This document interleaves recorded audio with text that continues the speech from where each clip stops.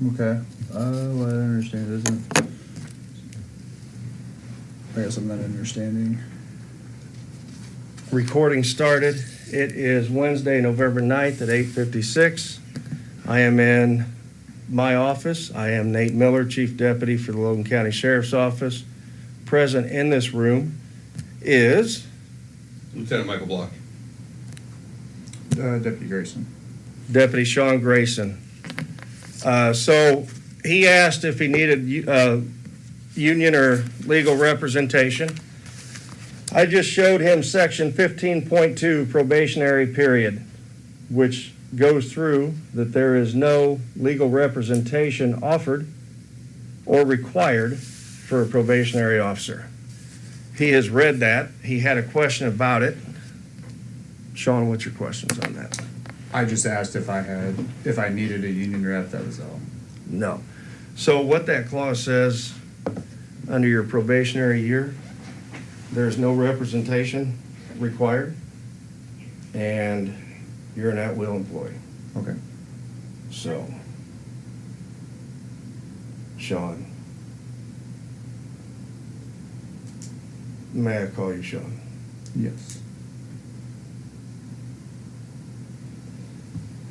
Before we get into it, did we not have a meeting a few months ago in the Blue Room with Lieutenant, myself, Corporal Becker, and yourself? Yes, we did. Did we not have a conversation? We'll call that the hug meeting, because that's what I referred to it as. Mm-hmm. And I have been very professional and very pointed with all of our employees, but let's talk about you specifically. Mm-hmm. Did I not say you have a choice to either be a beacon and follow orders and to be that guy that brings everybody up and to be a leader, or you can go the other direction and cause issues? Do you remember that conversation? Yes, I do. Do you remember during that conversation that we had issues with your accuracy on your reports, and we encouraged you to review your reports? We encouraged you to go over all the cases pending in the chute, if you will, and to make sure that everything's accurate, because we talked about Giglio, and we talked about how nobody in this agency has been Giglio.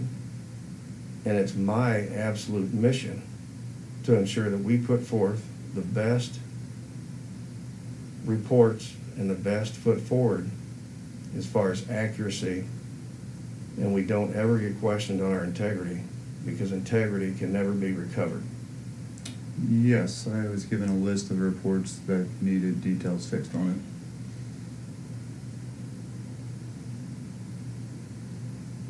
Do you remember during that meeting, and just in passing,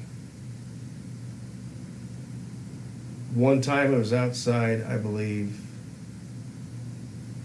this office, I had a conversation with you, and we talked about it in the meeting also, that our supervisors are supervisors. We follow a chain of command. If they give you an unlawful or unethical order, in our policy, it can be challenged, but it has to be challenged appropriately and professionally. But you should always follow lawful and legal orders and have decorum when it comes to that. And we were talking about yourself and Corporal Hopp and others. Do you remember having those conversations with me? I remember talking about the chain of command. I don't remember that exactly stated. Okay, fair enough. I'm not trying, but I do remember you talking about the chain of command. You said you need to respect your chain of command. You need to respect the corporals, the sergeants, and the lieutenant, chief, sheriff, all the way up and all the way down. And we shall respect you also, because it goes both ways. In order for an agency to be moving forward, we have to respect each other.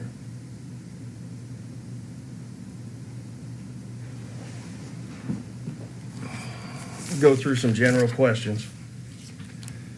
How many years or months have you been with Logan County Sheriff's Office? 7 months now. I got hired May 1st, so I think 7 months now.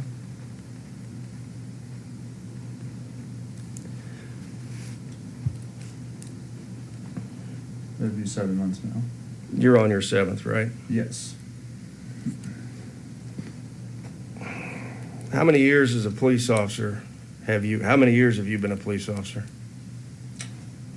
2 years and some change. What agencies have you worked for? Pawnee, Kincaid, Verdon, Auburn. I was working multiple agencies at once. Pawnee, Kincaid, Auburn, and Verdon, and then here.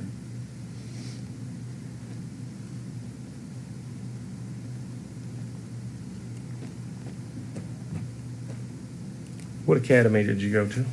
I went to the NTU 10 in Springfield. So it's a part-time academy? Yes. And then I did my 2-week transition academy down in O'Fallon at SWIC. Yeah. How'd you like that one? It's not a good academy. It's not a good academy. They're gonna get people killed. Since you brought that up, do realize that we've had conversations about following orders and policies and procedures, and we've had training, we've implemented training, because I understand the risks that everybody faces, and we have this training, and we give these orders for a reason. And I agree, and I see that. Prime example, one of my buddies that was at SWIC with me got shot and killed. We're not killed, he got shot twice and almost died, and that was like a couple weeks after SWIC training. That's who taught our high-risk traffic stops, things like that. So.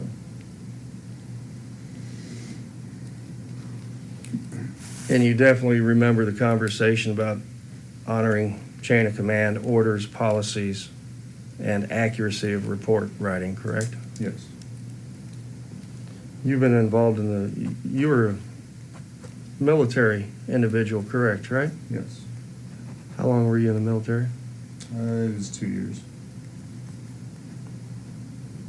Big Army? Yeah, it was active duty. So it wasn't National Guard? No, it was actual active duty. I was stationed in Fort Riley, Kansas. And I know I've said this before, thank you for your service.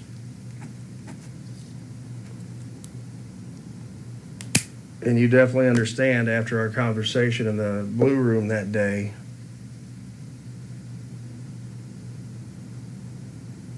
how easy it is to get Giglio. Yes. Do you remember when I was talking about Giglio, how I have no place to put empty holsters if somebody gets Giglio because we're not a large agency? I can't put somebody in a position to do just press releases, if you will, right? Do you remember those conversations? Yes. While we were at that meeting, do you remember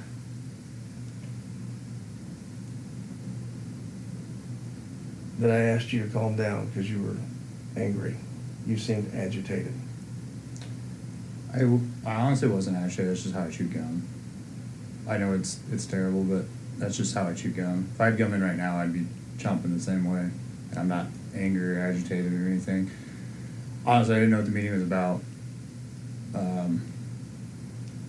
So I didn't know what to expect. I didn't know anything about it. So I, kind of go in and figure out what we're going to talk about there at the moment. Well, let's ask this. Do you have any idea what this meeting's about? No, just other than the email, you said there was 3 policies we're going to cover. Well, we're actually going to cover more, because as I got digging into it and realizing with the short 7 months you've been here, I still have to do the pursuit review, so we're gonna talk about that and the crash. And we're just gonna cover everything, mention the DUI arrest that you had. Which my personal one or The pursuit Oh, with Dalton Guy. okay. Um, Did something new come up with that one? That was the main one that. Well, I think that was the main one that we talked about at that meeting. After. You and I talked about it also after Diamondback training, because you had a question about the triple S, or the double S. So our meeting was after Diamondback training.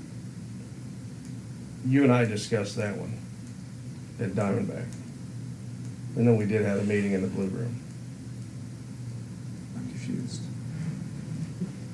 I'll get Oh, to it. okay. I'll get to it. I'm sorry. I got really confused. No. I didn't. Do you remember me explaining the direct order to you and the corporal about wearing uniform anytime that we were Yes, you said yes. called in for overtime? If you're on our time, you wear your uniform unless told otherwise. Yes, you stated that if we're. Yeah, it was stated that if you're being paid and you're on the clock, yes, you shall be in uniform. Or not a shall, you must be in uniform. It was a shall. Okay. Because I use shall a lot. Because that way there's no Right, I just thought. misunderstanding. Okay, I just thought it was a must. You must. I thought you said shall at first, but then changed it to a must. Must, be in- shall, all the same. Okay, right. And you understand that was a direct order to you and the corporal. Yes. What you may not understand, because it wasn't pertinent to you, following that, at our section meeting that we have with our supervisory meeting, one of the topics was to all of our supervisors that you shall have a conversation with all of your patrol officers. Mhm. And any time that we are paying you and you are receiving a paycheck, you shall be in your uniform of the day. To be honest, that was never passed down. Didn't have to be, because I told you that directly that day with your corporal. Correct. That was I a knew. direct I knew order. that, but okay. That was a direct Yes. order. Right. So before we go any further on this, let's talk about Monday.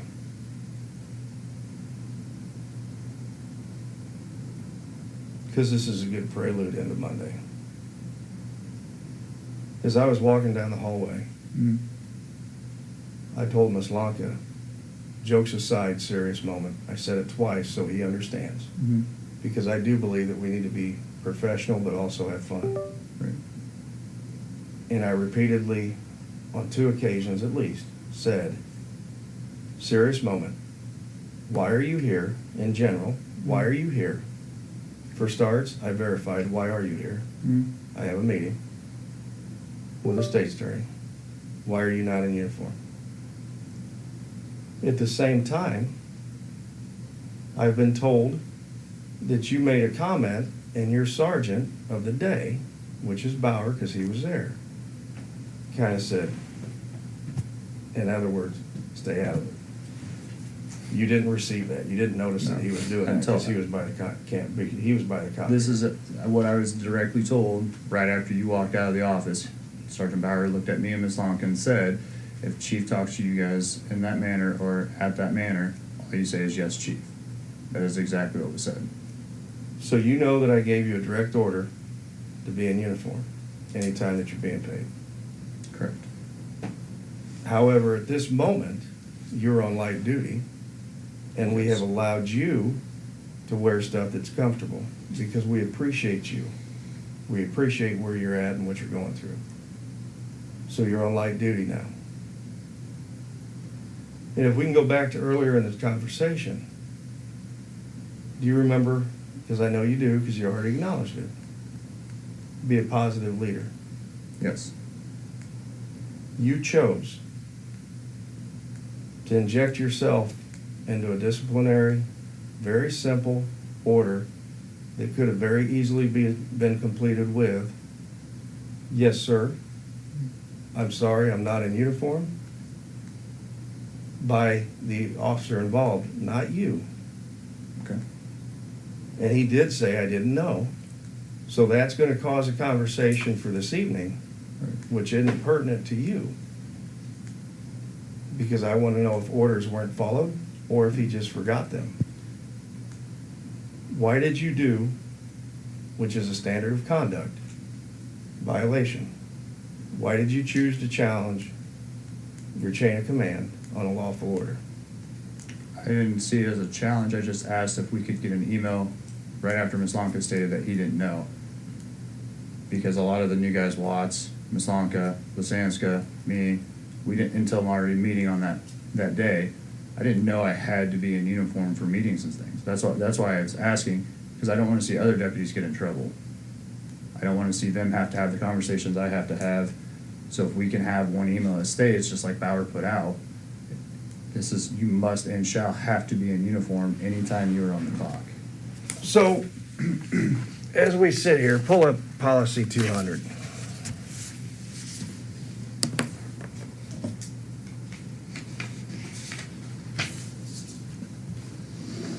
Organizational structure and responsibility. So are you going from the top or? I'm just gonna go through it because I think you have a good understanding. Are you familiar with this policy? For the most part.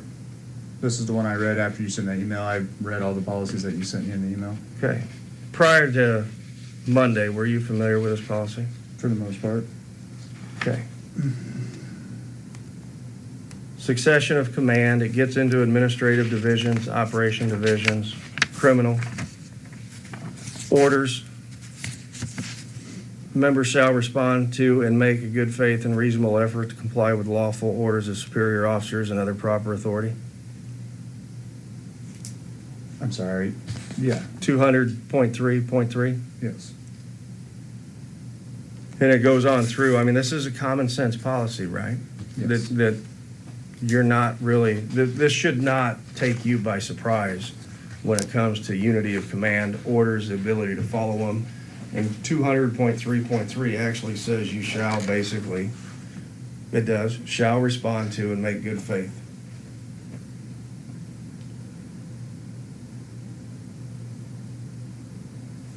When a sergeant major tells somebody to do something, are you going to interfere with them? No. You're not going to interfere with the chief either. You understand me? Yes, sir. What you don't know, but I'll tell you, because I feel like I'm an honest person.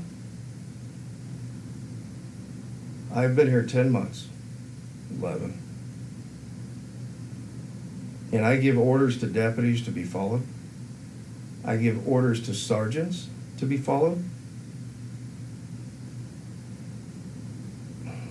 Dare I say, I give orders to the lieutenant occasionally to be followed.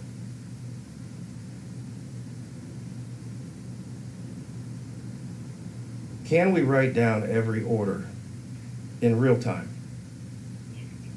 If it's an active scene in real time, can we write down every order? It's doable, yeah, I think it's. No, it is not. Active shooter, Oh, okay. active situation. In those times, no. And is it feasible in administrative world to write down every order? You would never leave your computer. And quite frankly, every deputy and every supervisor would never leave their computer. Do you think it's important for the chief to have trust in all of his supervisors that when I tell them to say something and to give that order, that I may be testing our supervisors also to ensure that that order is being followed out? A simple order, a common sense order, that if you're on the clock and your patrol function, your primary function is patrol. If I have my monthly meetings, which I do with my supervisors, and I give them a very simple order, and I think I'm pretty easy to understand, and I'll say, pick up your pens. You shall ensure that all your officers are in uniform anytime that they're being paid. Uniform of the day unless otherwise specified by court. That's the Class A.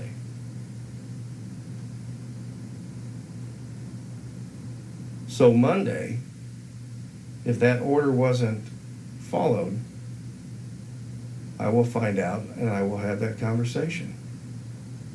Because if I can't trust, for example, if the sheriff can't trust that everything he tells me isn't being followed through on, he doesn't have the time, nor should he have to, write down every situation. And it's a trickle down, right? Correct.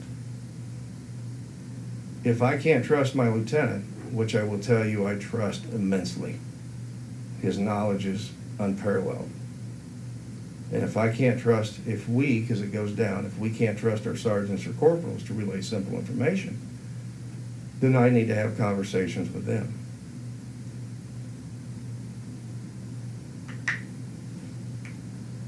There's no difference.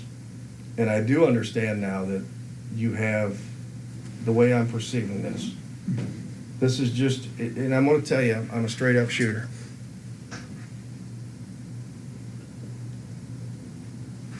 You have respect for a sergeant major in the big army, but you don't have respect for your chief on down in the little bitty sheriff's office. I'd say I have the same respect for you. I wasn't trying to challenge you or anything like that. I just don't want to see anyone else get in trouble or pretty much just get in trouble for something we don't know or we haven't been passed out. That's all. We don't know if it has or hasn't been passed out. That is my job to find out. Correct. And then it's my job to have meetings with those other people to figure out why orders aren't being followed. Because they're lawful and just. But you chose. One, you weren't reading the temperature of the room very well at all. I didn't know you had a conversation with inside the hallway. We were having a conversation about the trial that we were not the trial. Well, the trial that was coming up. We were talking and discussing that case. No, I did not read your sternness with Miss Lanka. If we don't have order and professionalism, since you brought up Auburn, which is never smart because you don't work for Auburn. I understand that. Is there more professionalism here than the other agencies you worked at? I think Auburn was pretty professional in the way it was ran. I just don't think we had good. One, we didn't have any sergeants other than one that had 3 years on, and that was it. So we had no other leadership other than our chief, who was day shift, and we never saw him. This is the first time in 27 years that I have seen somebody on light duty inject themselves into a standard of conduct violation. I didn't realize that, one, I didn't know you were disciplining him or having a disciplinary conversation. It wasn't. It was an order that you shall wear your uniform, and were you aware of that? And his answer, we will discuss tonight with him, and that opens up more questions that I have for other people. You chose to inject yourself into a supervisory conversation unprofessionally and not smart. Do you understand that? Yes. Did you hear me say, all jokes aside, this is serious, this is a true conversation, to that effect? Ms. Lanka, where's your uniform? I don't remember that being said. I heard you ask him, where's your uniform? And then you went in, and then you walked in and you said, why are you not in uniform? From this day forward, I would hope you would teach other people, zip their lips. There's a proper way to address it, and there's an improper way to address it. And I will tell you, you nailed the improper way to do it. Scored an A on that one. Not the route you want to go. I understand. So you definitely understand Policy 200 from here on forward about organizational structure and responsibilities. Yes, sir.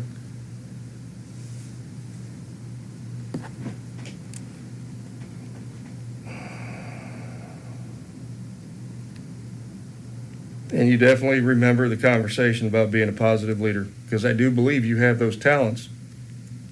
You can be positive, I try to be, for the most part. but I think that's why I was, I guess, asking for, even though I knew, I understand what you're saying now, and I see what, the way that you're approaching this, I didn't even know you told other supervisors that. I don't know anything that's said in supervisors. you don't have to be. You're a probationary troop or a deputy, and quite frankly, deputies don't have to know. I need to know that the orders that we are giving are being followed out. Because if we have a major incident, whatever it may be, I need to know when I'm talking to a subordinate, or quite frankly, when two deputies are talking and one of them is in charge. It's not an ego thing. It's a do you understand thing. If we have two deputies standing there and we have an active situation of dire need, and you're in charge of that scene and you give somebody an order, I need to know that they are capable of understanding the order and executing it. Because we do not need people, and I mean this, and I've never mixed words from the moment I interviewed you pre-employment. I do not need people that can't critically think and follow through with direction, because it will get people hurt, it will get you sued, and it will get you out of your business of law enforcement very quickly in today's world. We need critical thinkers that can also follow direction and know when and when not to say something. And we need them to be able to follow direction and act. And to think that we could write down every situation and every order would be asinine, right? There's just no way. It'd be like you stopping somebody coming from where you live, and I said, go out there and stop every violation that's in the IVC on the way. You won't make it to Elkhart. Common sense, man. That's what this business is about. And quite frankly, that's what our policies are about. It's common sense. We need to use our common sense and act on it, right? And I just want to reiterate,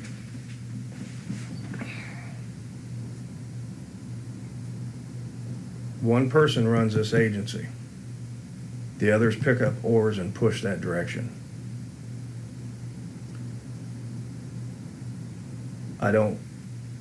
This sounds bad. I don't care for your approval, one way or the other. Do you understand the importance of me giving orders to see if they're followed?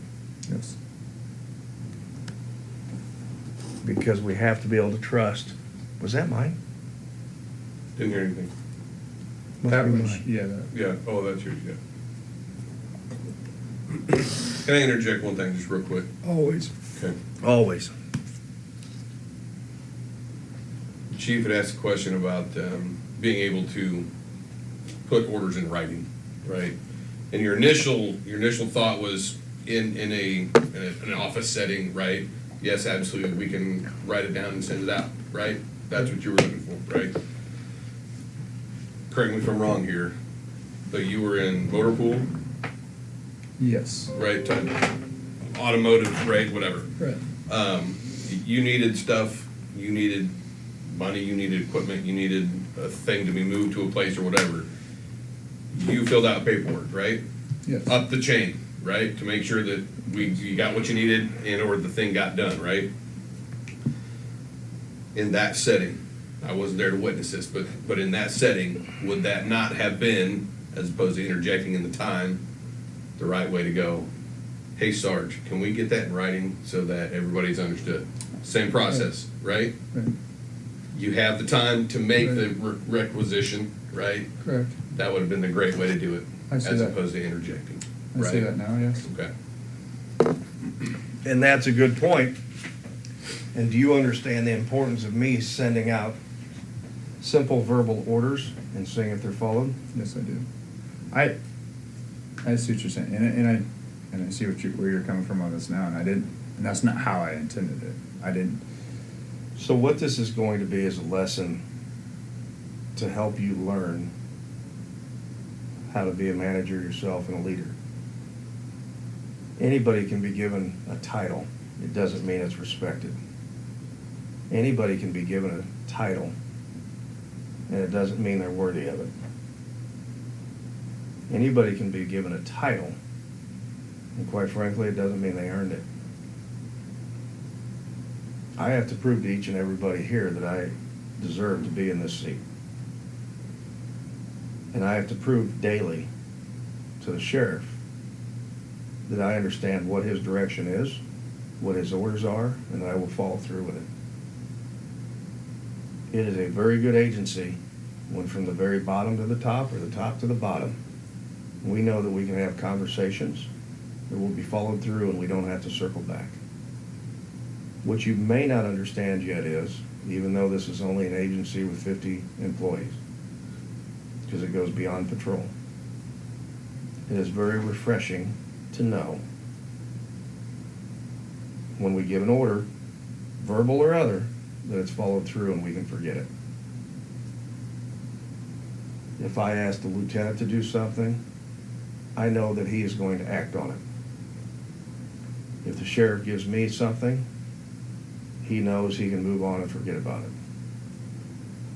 That has to be the agency that we function with from the very top to the bottom and vice versa. How do we find out if we have deficiencies? If we hold everybody's hands? Because this business of law enforcement, we are solo folks that have to represent ourselves to survive and to make lawful arrests and just to basically, like I said, survive this career, which I love, or I wouldn't be here. We need decorum.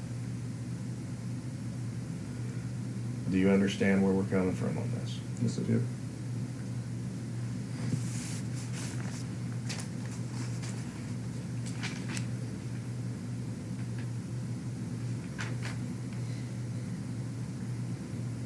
I'm pretty certain that I've had this conversation with you too. The leaders we become are the experiences we've had. You're not born a leader. You may have leading traits, but I assure you I have learned a lot more from piss poor leaders than I ever have good. And I'm not saying I'm a good leader. That's for the people to decide. You all and the community and anybody I interact with.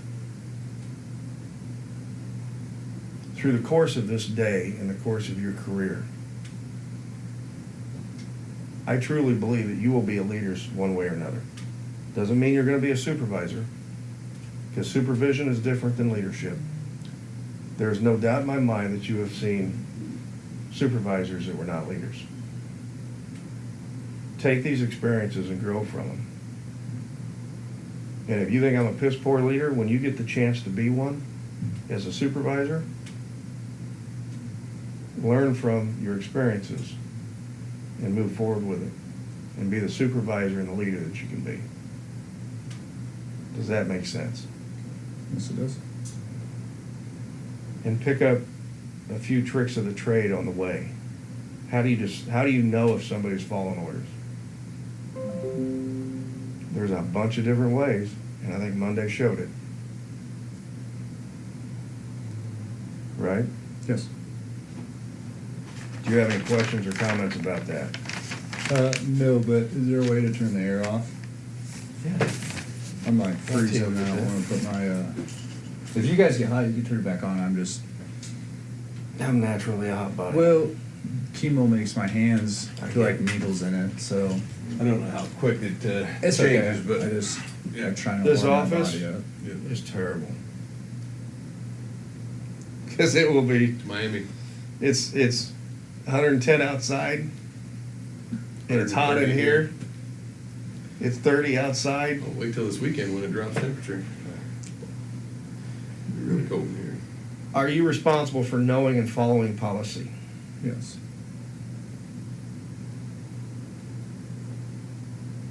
and orders. Yes. Do you realize Monday you stepped right into a violation of standard of conduct? I didn't realize that. Do you understand it now? Yes, I do. Do you realize how hard it is for somebody on light duty to inject themselves into this meeting? And by the way, have I not already told you?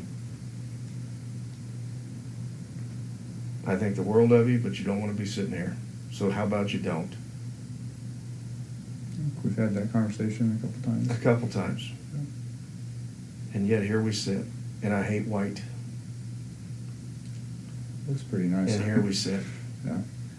Knock it off. I will. Be the leader I know you can be. And just so we have full disclosure, and it's not a power thing, I want you to understand the system. And it's not a threat. I want you to understand our system. If I tell you to go home today, I have that discretion. I have complete discretion from our sheriff. If the lieutenant says something, he has complete discretion up to that. And then he's got to come to me, and I better justify what I do and why I do it. This may not be the Army. We don't want to be the Army. We have got to have consistency in our command. We trust in our deputies to do the right thing. And if they don't understand it, we also expect them to make mistakes. But they got to ask questions. And before you ask the question, you might want to pull up a policy and read it. Because I expect you to say, yes, I know all these policies, I know how to follow orders. Monday must have been one hell of a brain fart.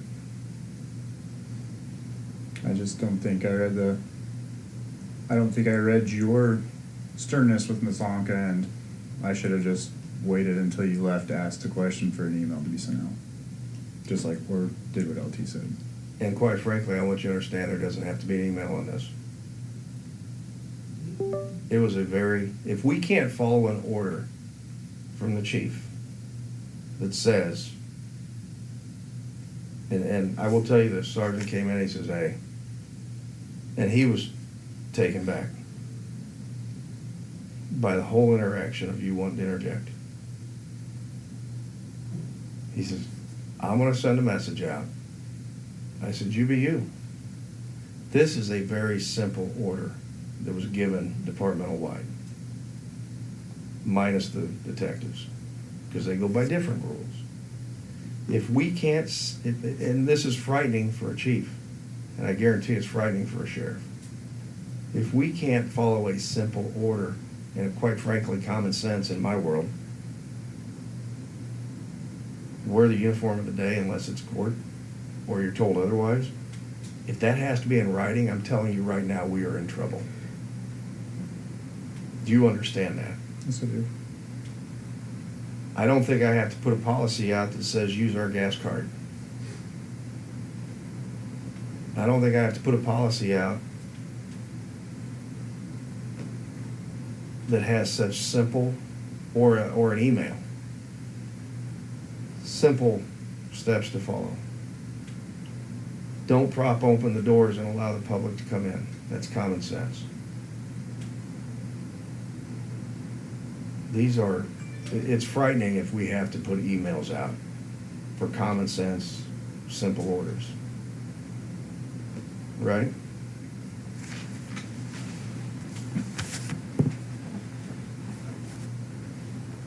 Okay, you understand you're responsible for following not only policy, but orders Yes. that aren't criminal or unjust? We're going to skip around because I'm going to get to the vehicle pursuit one here in a little bit.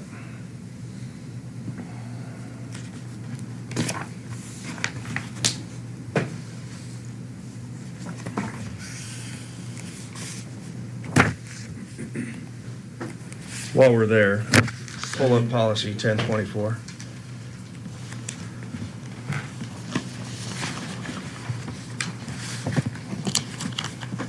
I get moved up a little bit. A little bit.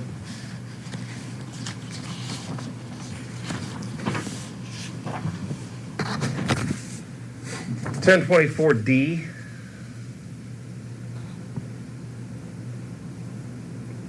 The uniform is to be worn in compliance with the specifications set forth in the department's uniform specifications that are maintained separately from the policy. Uniforms are only to be worn while on duty, while in transit to or from work, for court, or at other official department functions or events.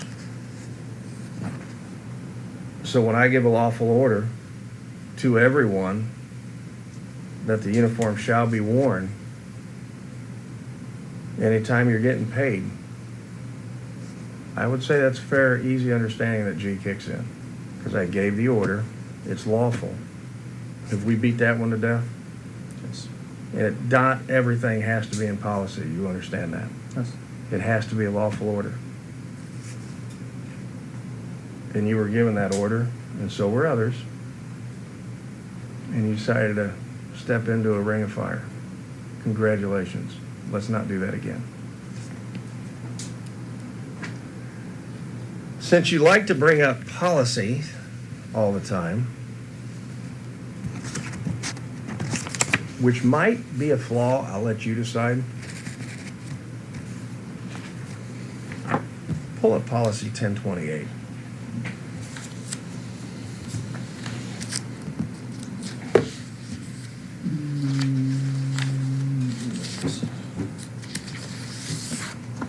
Temporary modified duty assignments.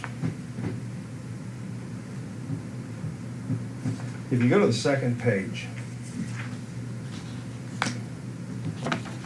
employees seeking a temporary modified duty assignment should submit a written request to their chief deputy or the authorized designees. Did you ever send, per policy, a request? I don't think. No. I think I just asked what you guys wanted me to do. I wasn't even expecting to get light duty here for cancer.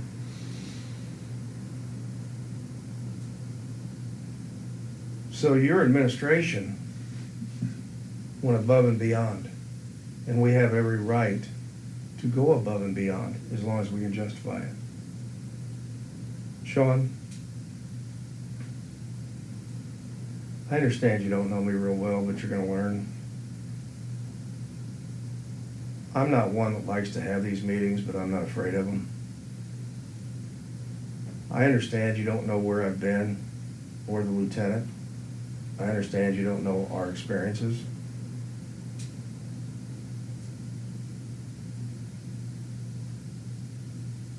I suggest if you choose to inject yourself into situations and you decide to pull out policy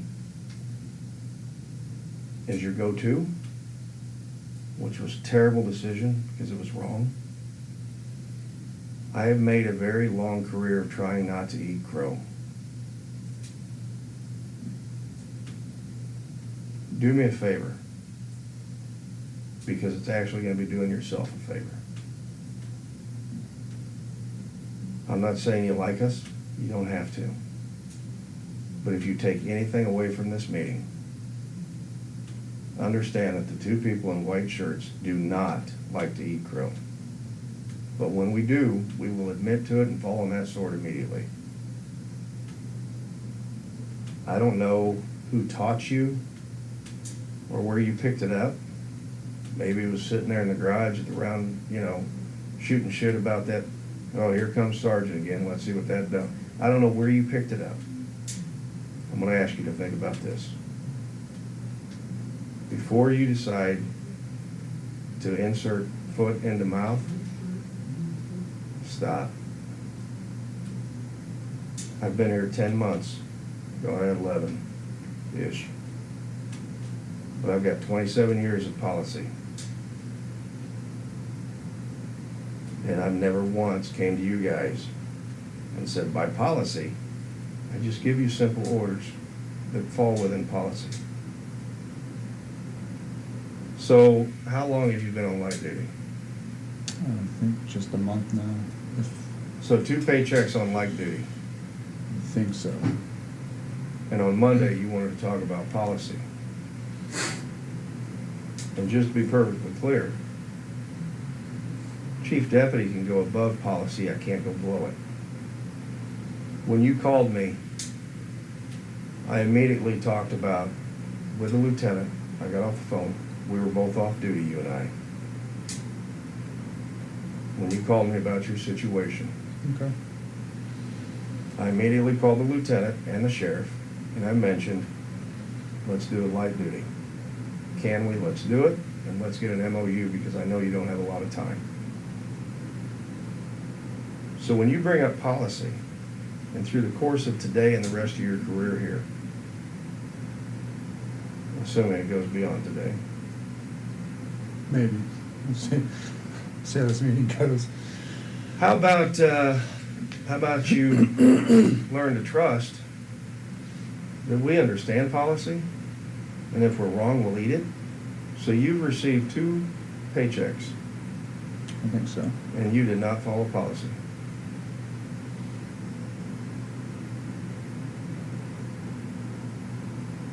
You tracking? Yeah. And I'm not saying this is, oh, look at us. This is the right thing to do because we do love our people professionally. We think very highly of our people. If you go to the front page, temporary modified duty assignments are management's prerogative and not an employee's right.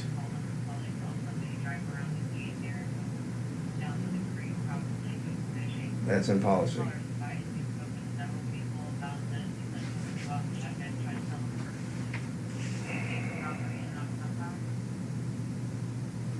Chief Deputy will make recommendations through the chain. Not only do I make it through the chain, which is one person, I believe the lieutenant and I are equals when it comes to experience and compassion and operational decisions within this. Chain of command wise, yeah, he's subordinate. But I will tell you, because of my respect for this man, I will go above and beyond. And he is, if not the first, the second phone call on everything. Do you understand the respect we have for each other? I'm asking you to have the same respect until, for some reason, we have done you wrong. And that'll probably be criminal, and let's hope that never happens. Don't be that guy. You can be. I'm not saying you can't. I managed 85 people. And there's always those guys that want to file grievances. And those grievances are BS. And it goes to the union. And the union ended up putting a big file with said person's name on it. And it never gets chased because they know it's a bullshit grievance. You can be that guy. Don't even have file. I think I filed 1 grievance in Auburn. Your mouth is a grievance, right? It may not be an official grievance, but you can get the same reputation for being a complainer, for lawful orders. Knock it off. Yes, sir. You're better than that. Probationary employees under 1028.8. Probationary employees are assigned to a temporary modified duty assignment shall have their probation extended by the period of time equal to the assignment. Just a side note.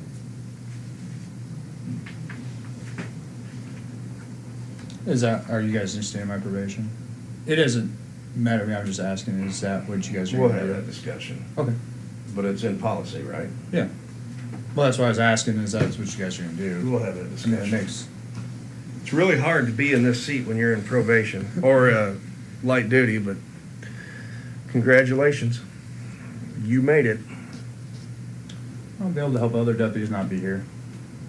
But, But you gotta Right, understand, so- when this is done, assuming everything goes well, not only do I need you to help other people understand the process,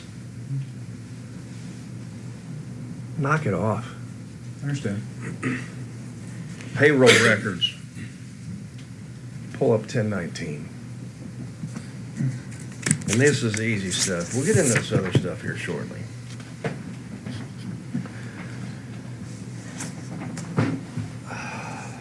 I like to be flexible, and I've made that known.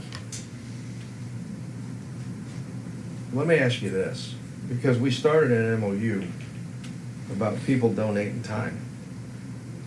That was done immediately also by your admin team, because we do respect all of our people, including you.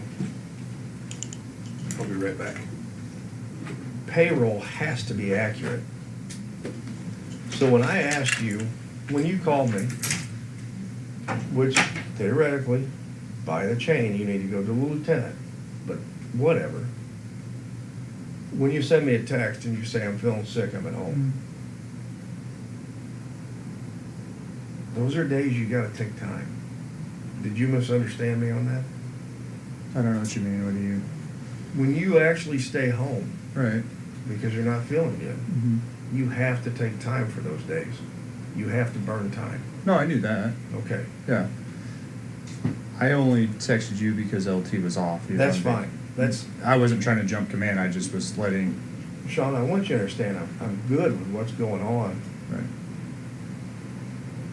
when it comes to communication.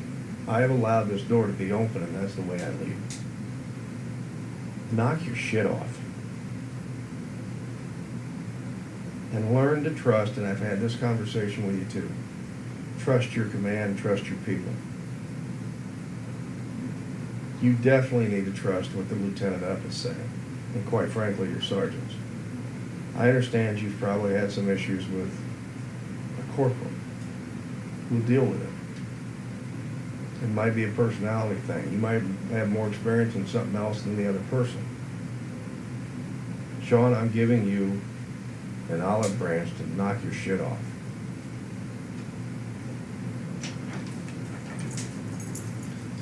So you understand that when you text us, or me or the lieutenant, and you say I'm staying home, you've got to take time off for that day. Yes. Okay.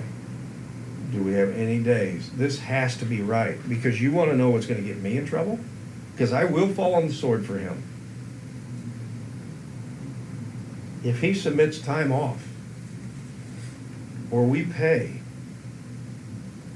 there is flexibility here for the days that you're here in the county and you're not feeling good. I made that perfectly clear. I will go out on a limb for those days. But when you're not here, we've got to submit time. Okay. Go ahead. What do you want me to do on that? I'm not understanding what you want me to do. Just submit my time. Are you wanting me to like fill out is there a written form I need to grab, or? I've never taken time off That's because I fine. don't have time here, so I don't know what you want me to do. So you were never shown that process? I was shown how to put in overtime, but I don't know how to take time off because for 8 months I was told we're not allowed to take time off. Not allowed to take vacation, yeah. Okay. We will sidebar this one, get with the lieutenant. Okay. So I understand you're not doing this maliciously, but I'm assuming, and I don't know, I'm assuming we got some gaps we got to correct on this before the payroll goes out. I've missed one day. It was that Friday, this pay period. Okay. So that comes to the integrity of all of us. We've got to submit time for days that you aren't here. When you're here and you're not feeling good, Lieutenant and I'll fall on this. That's your copy. It's gonna be your copy. This is the MOU that he's talking about. Thank you for that. I know we kind of talked about it, I shared this with you, but the way I read this, just for clarification as we move into the future of this, you can't use any donated time until your time is used. The way it's written, I'm gonna proceed this way, that the first initial donated time now becomes your time, which means no secondary time can come in until that donated time is now used, and then, see what I'm saying? Yes. So if 4 people donate time, you're only gonna get one person's time at a time, type of thing, okay? Brother, we're working hard to help you on this. You ever heard the saying, don't look a gift horse in the mouth? Maybe when I was little. Yeah. It's kind of an older statement, that's for sure. Killing me. Yeah, do you have any idea what that means? Don't take advantage of those that are giving things to you, And this basically. agency is giving and giving, and it's got to be a two-way street. And learning policy and learning decorum, which you should already know, knock shit off. So, since Deputy Sean Grayson likes to pull up policy, and since you wanted to insert foot into mouth, do you remember discussing, let's pull up policy 901.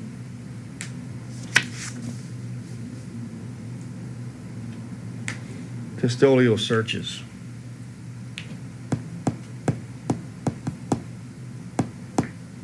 Do you remember the Crystal Ice Hospital shutdown? Yes. Crystal meth? Do you remember admitting to me, along with the other folks after that, that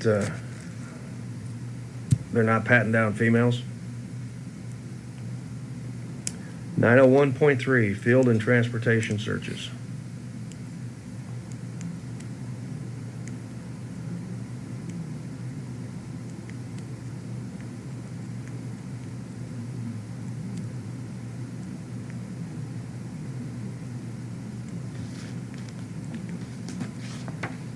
Have we rectified this policy violation? Yes. Were you aware of this policy prior to that incident? Yes. Do you understand, if you choose to present, if you choose not to follow lawful orders, and in the process of inserting foot and mouth, you choose to refer a policy, you better know what that policy is. Do you know I've worked for people and agencies where the minute you inserted foot, policy violations were written up, and the officer lost time, and after enough of it, a career. Don't be that guy.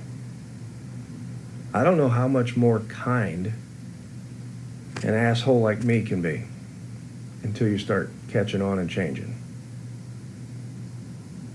Right? Do you have any question about that policy violation? No, I do not. How about 901.4? Custody searches should be conducted at any time an individual in custody enters or re-enters a secured area, or any time in it's reasonably believed that the search is necessary to maintain the safety and security of a facility. You understand that one too? Yes. So let me ask you something, because here was a lawful order too. Do you understand, for example, on that incident, or any custodial arrest, that the lawful order from your chief was given that every time that you transport a person to and from the location of the arrest to the location of detention or the hospital, that that vehicle, your vehicle, shall be secured and documented in a report?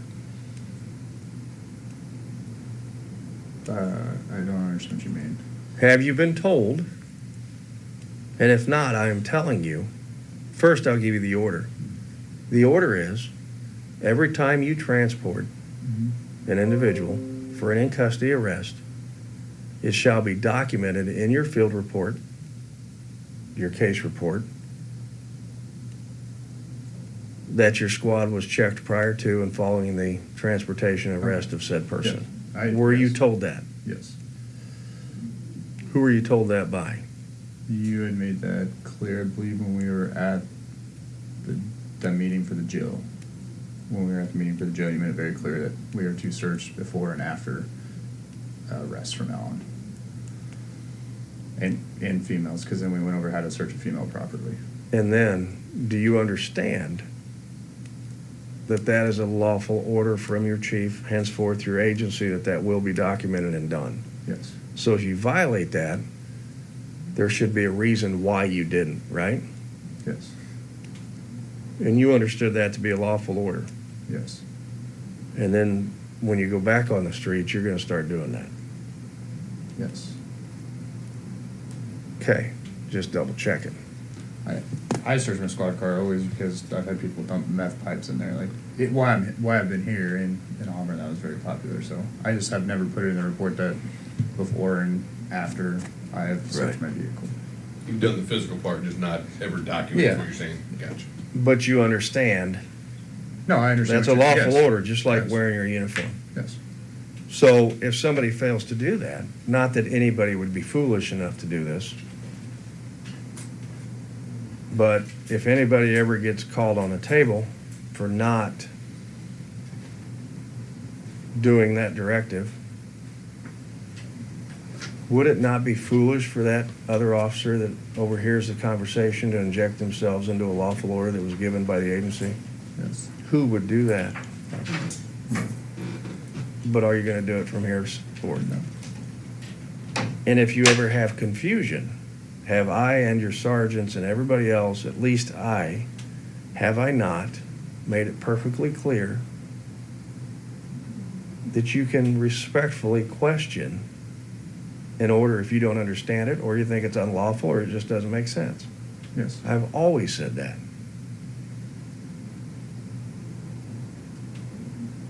Monday was not your day. And what concerns me, apart from that, is if you can't read the temperature of the room, and I understand you're going through situations and you don't have your patrol mind on because you're on light duty, I hope that when you're roadside or at a domestic, you are squared away and you're reading the temperature in the room. Because I'm not that hard of a person to read, because I don't try to be. And I need you when you're on patrol to be squared away, because I say this to every one of the deputies that have sat here or in training. When you go to that call, I need you to be squared away. You may be going through a relationship issue, a health issue. Just might be a bad day. That might be the day you had to be paying attention to all your senses. Does that make sense? That's not a policy thing, that's an experience thing. When you go to those calls, you've got to be paying attention. And I think it's fair to say I'm not that hard of a book to read, because I don't try to be. When you're out there in the world, you've got to be locked in, because you missed Monday. Would you agree with that? Yes. I think I was focused on me and Bauer's conversation and caught the end of yours. And you decided to inject yourself. Let's take a break. I'm gonna go grab some more coffee, and then we'll start talking about a few of the cases.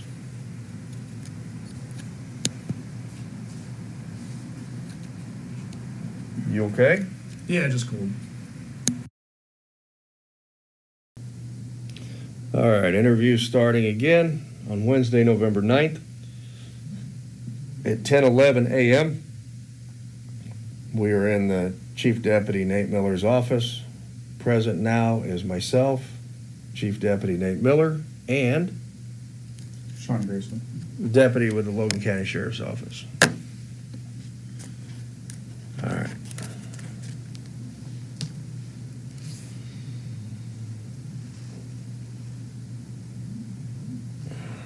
I want to figure out where I want to go on this.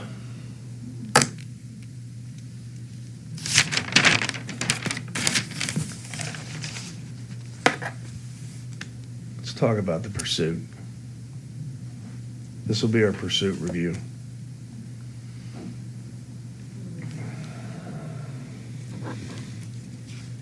I have here a copy of your report that was printed off today.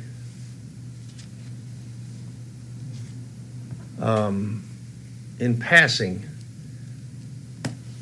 did you bring up a conversation about why this hasn't been sent over to the state's attorney's office?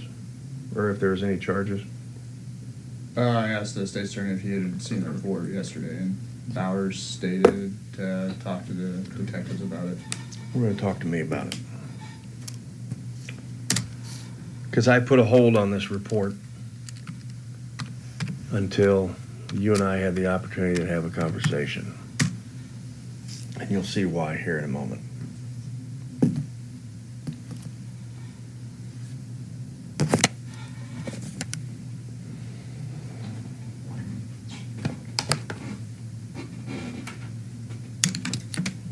Because we need to review it.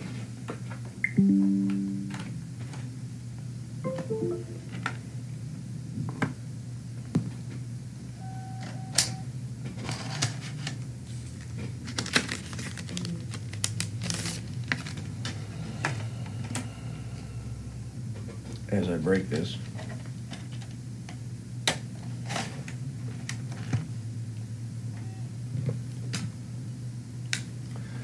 Is your report true and accurate and ready to be submitted? I believe for the most part, yes.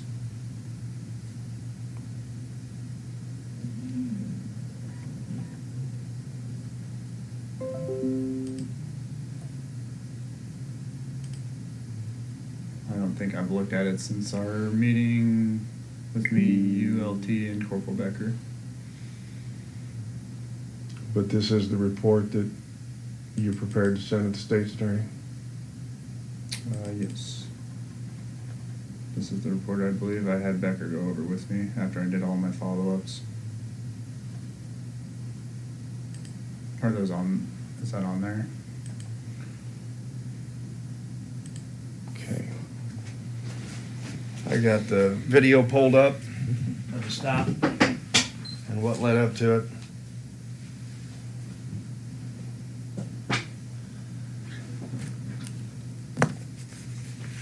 When, and if you need to reference anything, let me know. When did this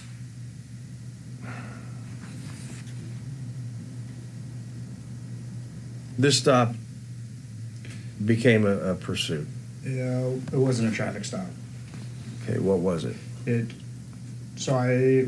attempted a traffic stop after I lit them up, and then that's when it became a pursuit. It just wouldn't stop.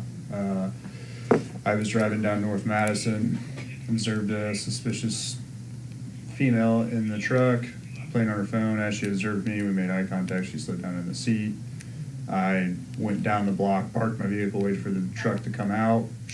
Moments later, the truck had pulled out, rolled the stop sign. I activated my emergency lights. They pulled down the alley, and I attempted to try to catch them up to the alley.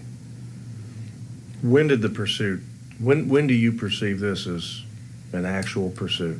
I would say after we crossed Woodlawn and went down, I believe Monroe, or it had to be Monroe or Madison, is when I would consider it a pursuit, I guess, at this point. Because we've already went a couple blocks. After our conversation in that meeting, I would consider it a pursuit after we crossed Woodlawn. You don't believe it's a pursuit prior to?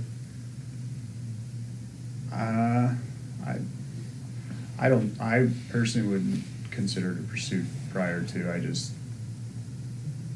guess in a sense, yes, it's a pursuit because they're not stopping in the alleyway. But I've had vehicles before drive a couple blocks before they're not going to stop too. So it comes kind of a common thing nowadays. People take a little bit to stop. What was the stop for? It was initially just rolling the stop sign. It was a simple little traffic thing. I think my initial, what I was going to stop him for was the behavior in the vehicle was what originally caught my attention. I just needed to wait for them to start the vehicle. You were going to stop them for just their behavior in a vehicle? No, I mean, I was going to wait for a traffic violation, but in my mind, that was the whole reason I was going to see what they were doing. It was just the reaction of the female in the truck. So I'm going to read this paragraph to you. I continued southbound to Short 11th Street. I parked my vehicle at North Madison and Short 11th Street facing north. I shut my lights off to watch the maroon truck. I observed a blue SUV pull up to the truck for approximately 50 seconds, then drive northbound. Approximately 10 seconds later, the maroon truck turned its lights and drove southbound to Short 11th. The truck came to a stop and failed to signal prior to turning. The truck turned its right turn signal on as it pulled into the intersection and Short 11th Street. I turned my lights on to pull behind the truck. At this time, I could not tell if there was a passenger to the truck due to its being dark outside. The truck turned right into an alley west of North Madison. I pulled behind the truck in the alley. The truck sped up, going approximately 25 to 35 miles per hour down the alley. The truck turned right out of the alley, failing to yield. I activated my emergency lights and attempted to catch up to the truck. Is that true and accurate? So activated my emergency light should have been as I turned into the alley. Okay. Because I think I approximately 20 feet into the alley is when I actually turned it on.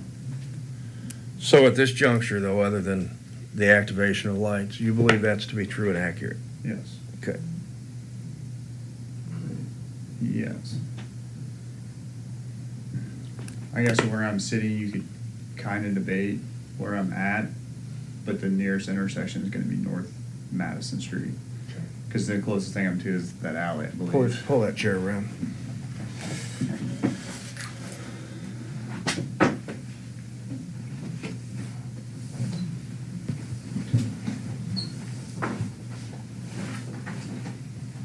And to your knowledge, this report is true and accurate? Because this is what you want to go off of on your, for your warrant, right? And the occurrences of the day. Yes.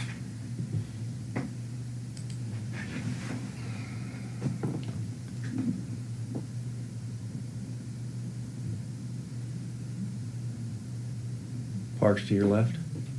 I think that's park. Okay.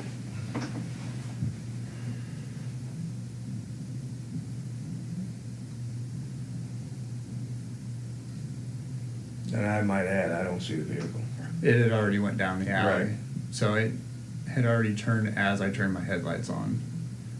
And then they're already out of it. Professional. I think I was doing about 20.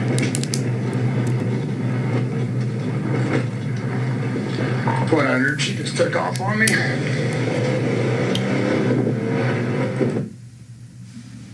So would you say off of your comment there, the pursuit started? Yes. Honestly? Yeah. From your comments, she took off? Yeah. So we were in a pursuit, 48 seconds in.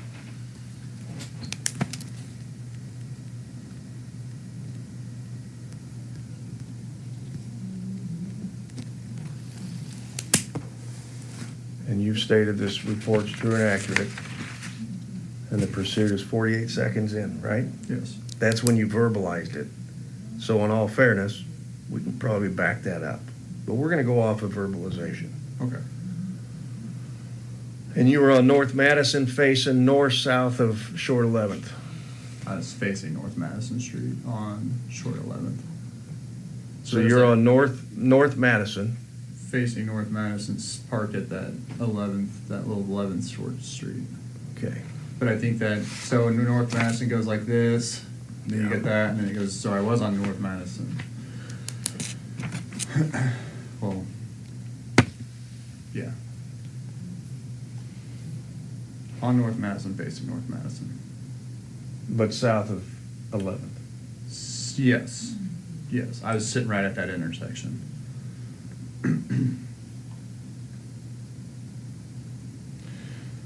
Do you remember during our conversation down in the room, because you've already acknowledged it, I'm gonna pull out my work phone.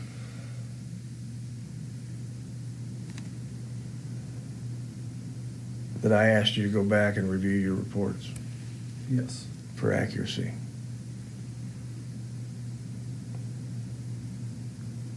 And the car was sitting at 415th North Madison that day. You could look at that. Yes, because that was,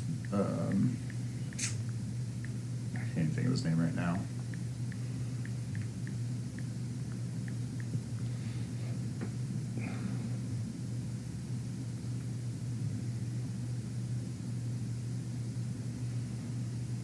.415 North Madison, right? Yes. That's right? Yes. True and accurate. Yes. And for the recorder, I'm showing a picture on my work phone of the street. So I want you to understand something. You were right here, Yes. and you could see what was happening at North Madison? Yes, because I think there's only like a small little bush tree here, but that's all clear, because this guy actually gave me footage from his house. So he has cameras that face there. You were on North Monroe Street.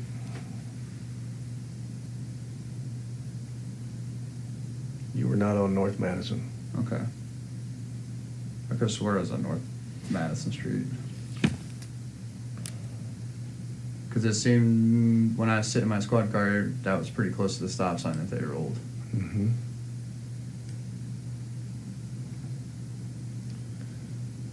So right there is 11th. Right here is the crossroad, Right. and I'm going to show you this. Right.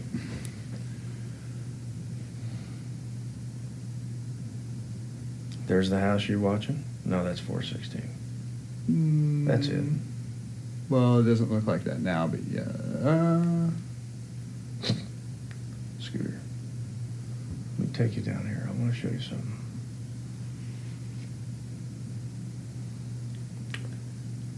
Right there Yes. is North Madison, right?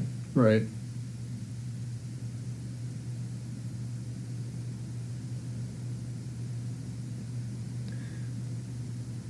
Right here is North Monroe. Right there's the park. Okay?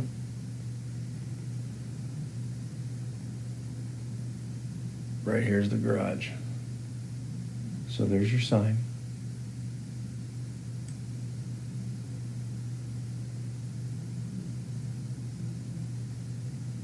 There's a street. As you pull out, Okay. all right?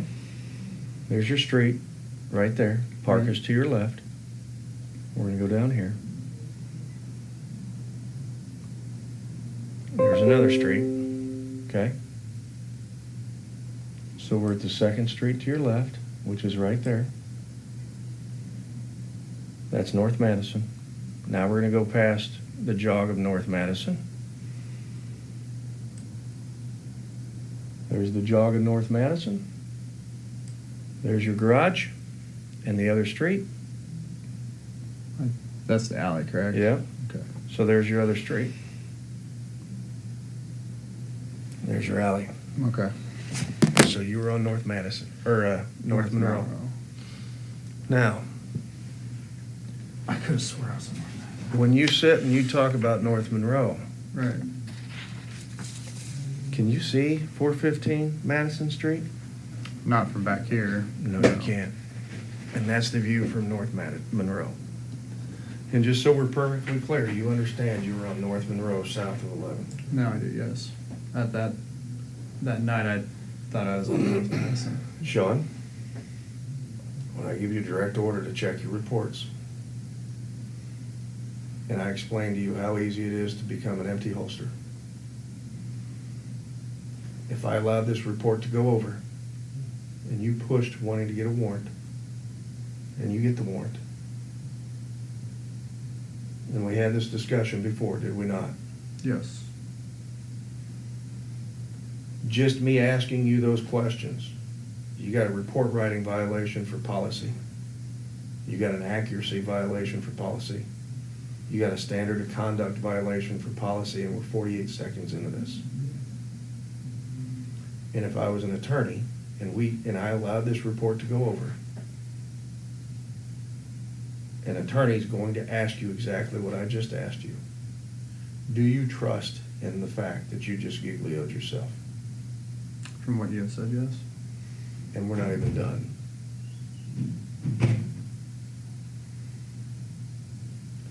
You also violated the pursuit policy already. because the pursuit policy says that your lights and sirens shall be on. 40 seconds in, 48 seconds in.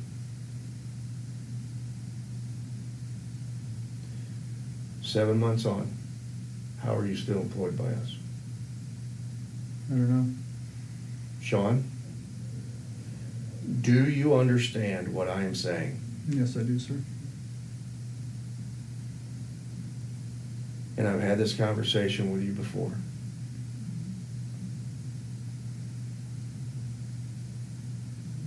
I don't know what your experiences were before, but throwing up your experiences by inserting foot in the mouth to me when I already have all this stuff sitting here is not smart.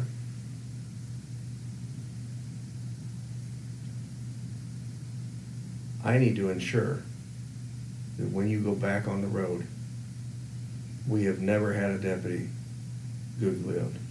We have never had a problem with our state's attorney on integrity. Sean, I'm telling you right now, I like you. We had this conversation. I told you in that meeting, review all your reports, make sure they're right. I'm not going to talk about the pursuit. We'll do that officially. Here we are.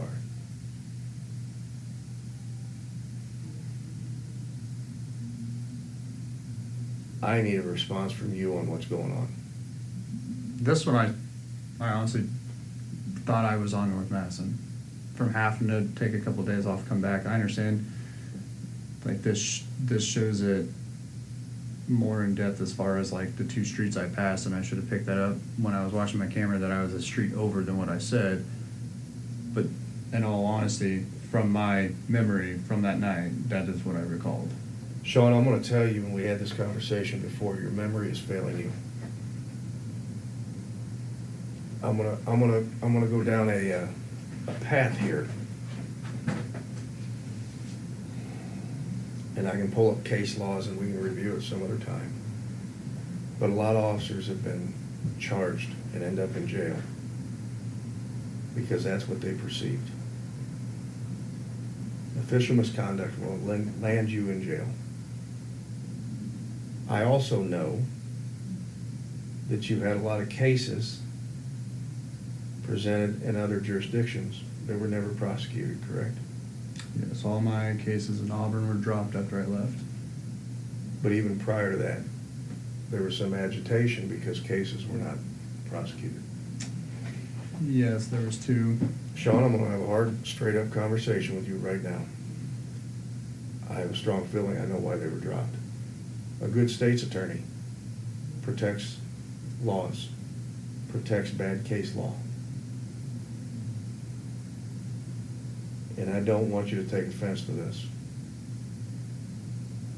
They dropped your cases because of what I'm looking at right here.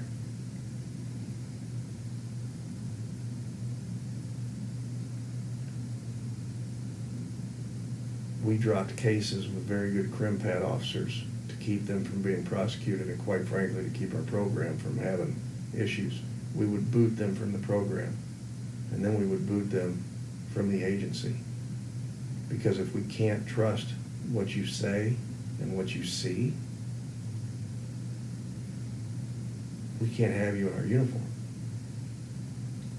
So when I sat there a month or so ago, and I said,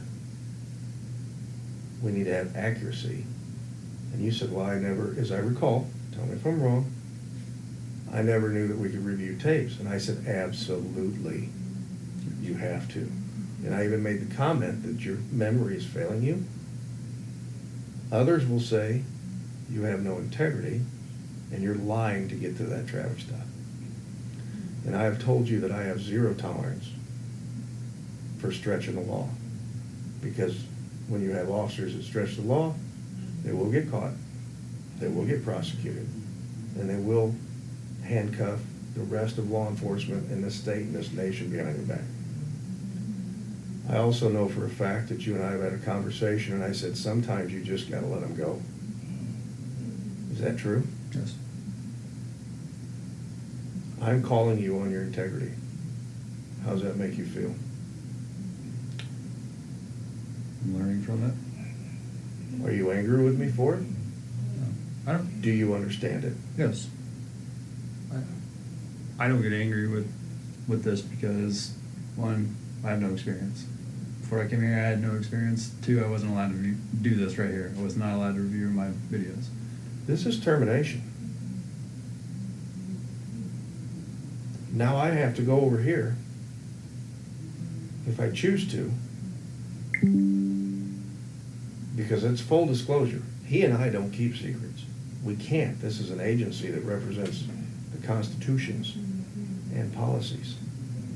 Forget the policies, it's the Constitution. Lawful stops. Integrity. I'm getting goosebumps. This is extremely concerning. Everybody likes you. I gotta be able to trust you.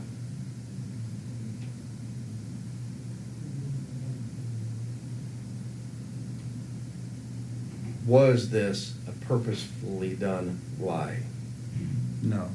I full-heartedly, I still believed I was on North Madison until you just pulled up Google Maps and showed me in the daytime. This is gonna get deeper, because you're gonna have a hard time answering some questions here real quick. Okay.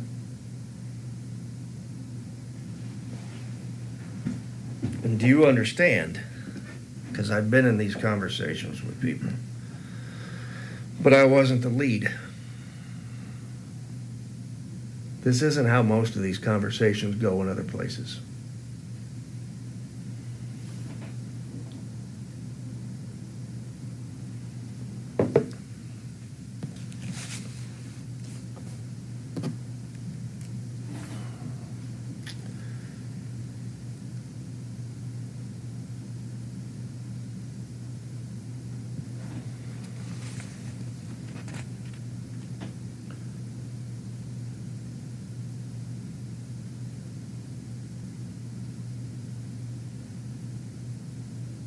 I observed a blue SUV pull up to the truck at approximately 15 seconds and drive northbound.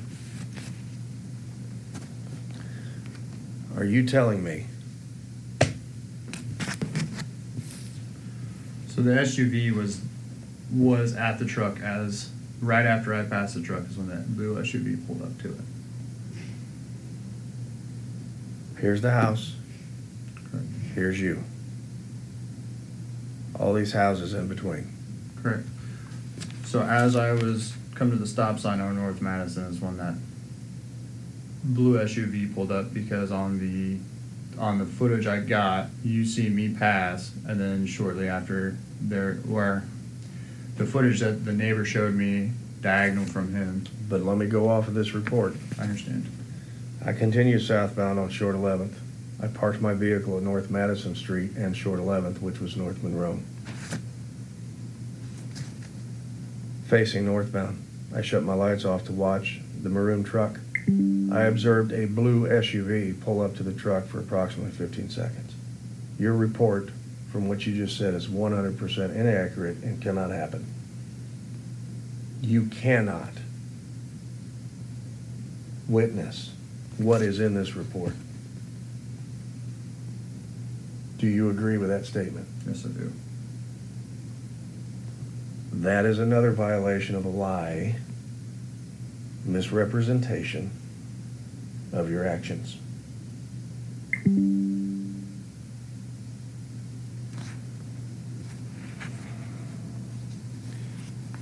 When you wonder where a report is and why it hasn't been sent over, there's a reason. I honestly didn't know where this report. I saw it was approved. After that, I don't know where it. It isn't sent over. Okay. I put a hold on it. That is official misconduct. That I promise you.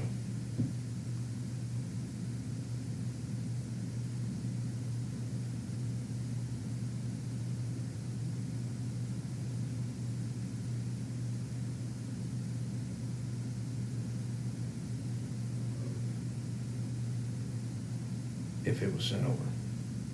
Theoretically, I could say it is now.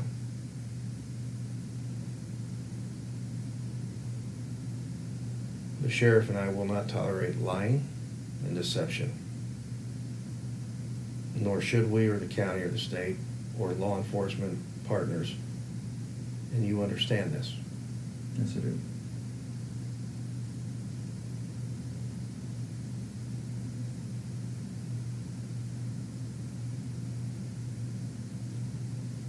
Take a break.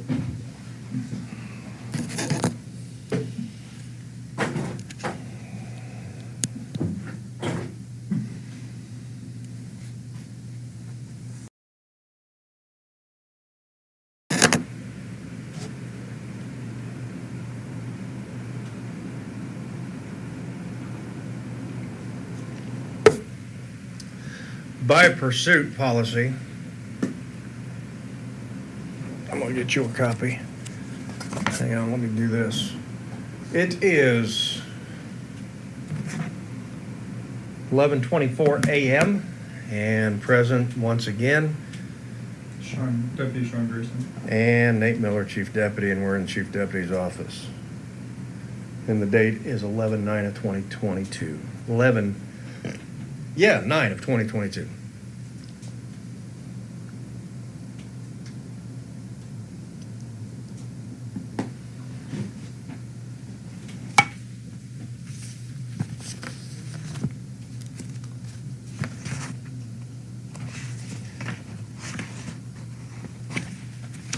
Let me find my page here.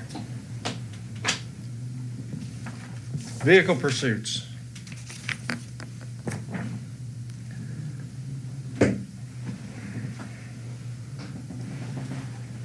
Under 36.1, vehicle pursuits, if you go down 5 sentences, vehicle pursuits require deputies to exhibit high degree of common sense, sound judgment. Deputies must not forget that the immediate apprehension of the suspect is generally not important in the safety of the public and the pursuing deputies. Go on down to the third paragraph. Deputies must remember that the most important factor to the successful conclusion of a pursuit are proper self-discipline, sound professional judgment. Deputies conduct during the course of a pursuit must be objectively reasonable. That is, what a reasonable deputy would do under the circumstances. An unreasonable individual's desire to apprehend a fleeing suspect at all costs has no place in professional law enforcement. And once again, you are familiar with this policy prior to the incident that we're reviewing today that led to the crash with the deer. Yes. Vehicle pursuit defined: an active attempt by a peace officer in an authorized emergency vehicle to apprehend an actual or suspect law violator who is attempting to avoid apprehension through evasive tactics. And you agree that the pursuit, according to that in the video, started at approximately 48 seconds in, Yes. because he was actively trying to evade.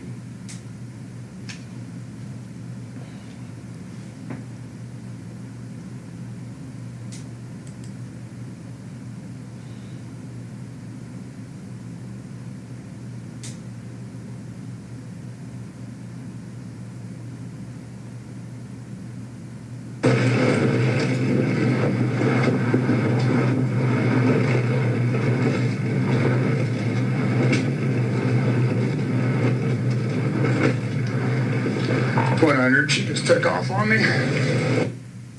So it's actually 47 seconds in is when you would say it's safe to say is the actual notification to city that you're in a pursuit, right? Yes. A reasonable officer, deputy would say that's when the pursuit started. What channel, radio channel, were you communicating with? County. That was on county band? Yeah. I had 100 already started that way whenever I had observed her at the beginning. And that's what I was kind of waiting on, just other units to get in the area. So that So that was on Logan County's channel. primary channel. I always stay on our channel. I don't ever switch to Lincoln's because they can hear us too. Mm-hmm. So I don't switch because I need to hear what our guys are doing versus what the city's doing. So 47 seconds in, when you're talking to LPD, that was on our county primary channel. Yes.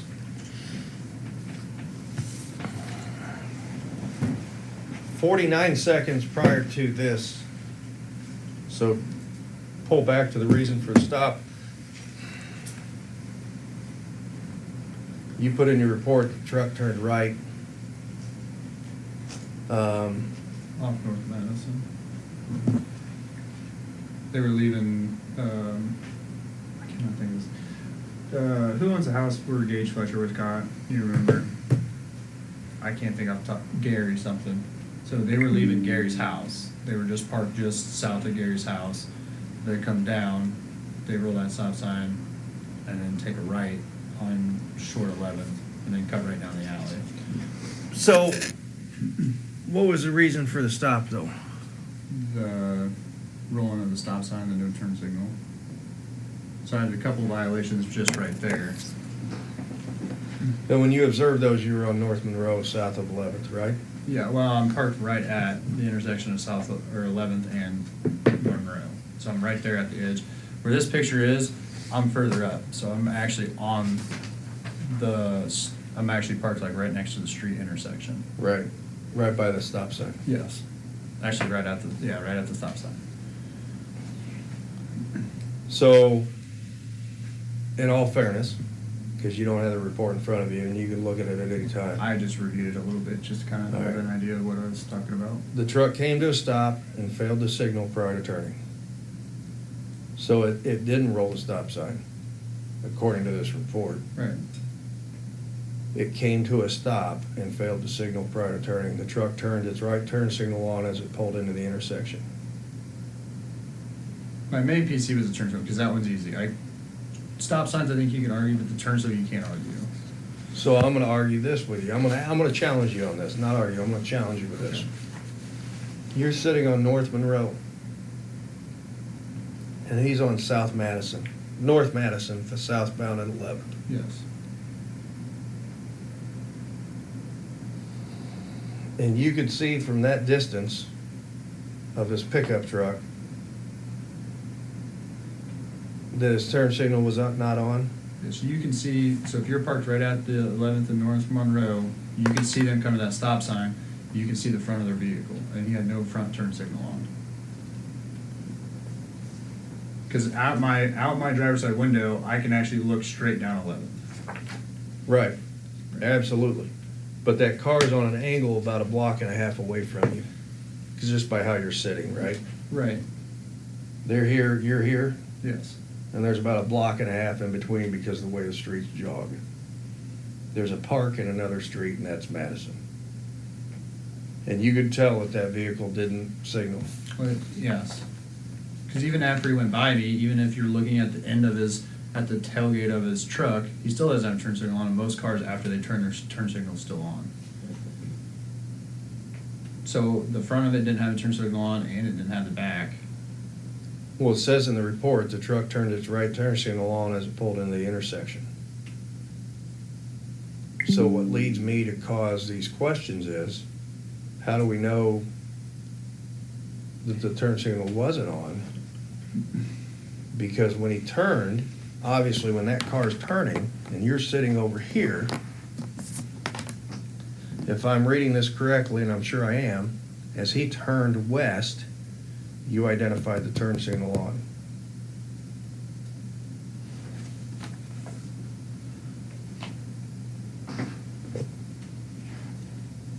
Yes. But as he's turning out, as he's turning out, and as he's doing this is when I start pulling out onto the roadway. So I'm actually behind him at this point. So I can see that the turn signal just got activated. Because by the time I made it onto the roadway, like full parallel with like behind him, he had already flipped down the alley real quick. And that's why you see me stop at the alley, because I can't tell if he went to the next street over or if he actually took the alley. So I was trying to see his taillights. Fair enough. So at the end of it. But you understand the importance of accuracy Yes, I do. on these reports.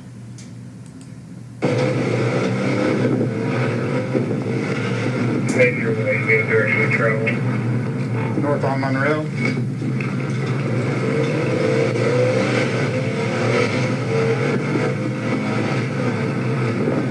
Just taking a right on Keokuk.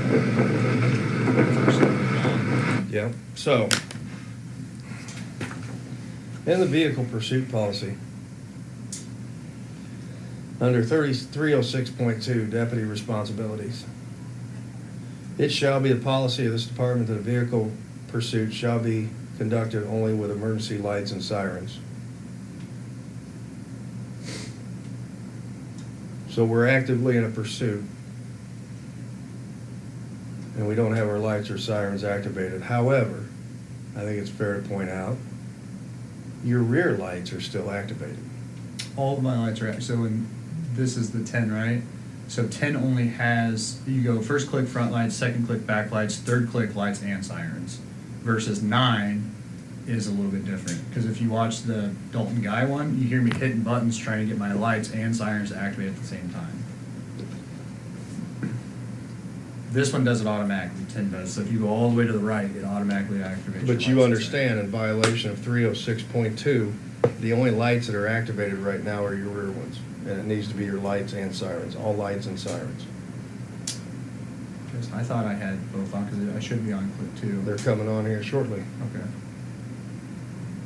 But for the pursuit, All lights and sirens. all lights and sirens, so you violated 306.2. And while we're here, and it goes throughout the course of this investigation, or this traffic stop, and you are saying that you're on county ban. Yes. I believe 100 switched over to our county band. But I have the scan on both my portable and my car radio.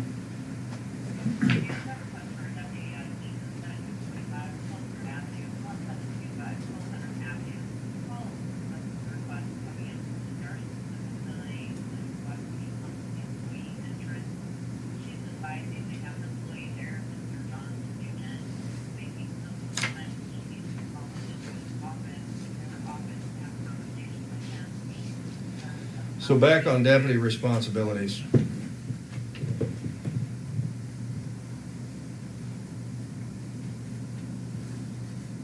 The deputy who's in the lead of this provides the driver, the driver in an authorized emergency vehicle may proceed past red or stop signs or stoplights, exceed the maximum speed limits, and disregard regulations governing direction of movement or turning in specific directions, provided the driver slows as may be necessary for safe operation and does not endanger life or property. Provided the driver slows as required.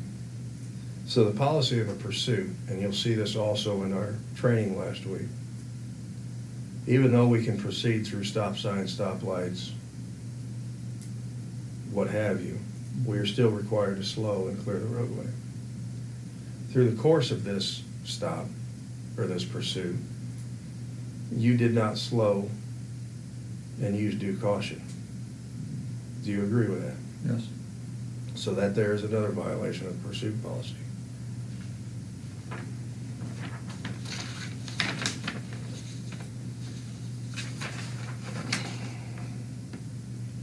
To reduce the likelihood of pursuit occurring, a deputy intention to stop a vehicle for any violation of law whenever possible without creating a threat to the public, safety, or deputies, close the distance. You were not afforded that, I assume, because they initially, 47 seconds in, you knew that they were trying to flee from you. Yes. So did that lead to your conclusion that there's criminal activity afoot? I thought so at the time.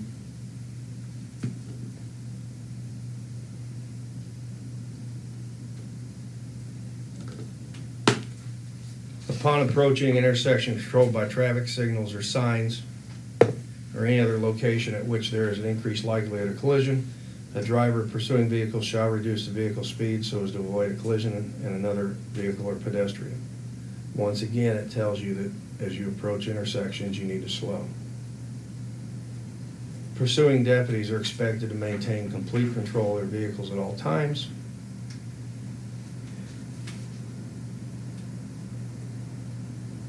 When to initiate a pursuit.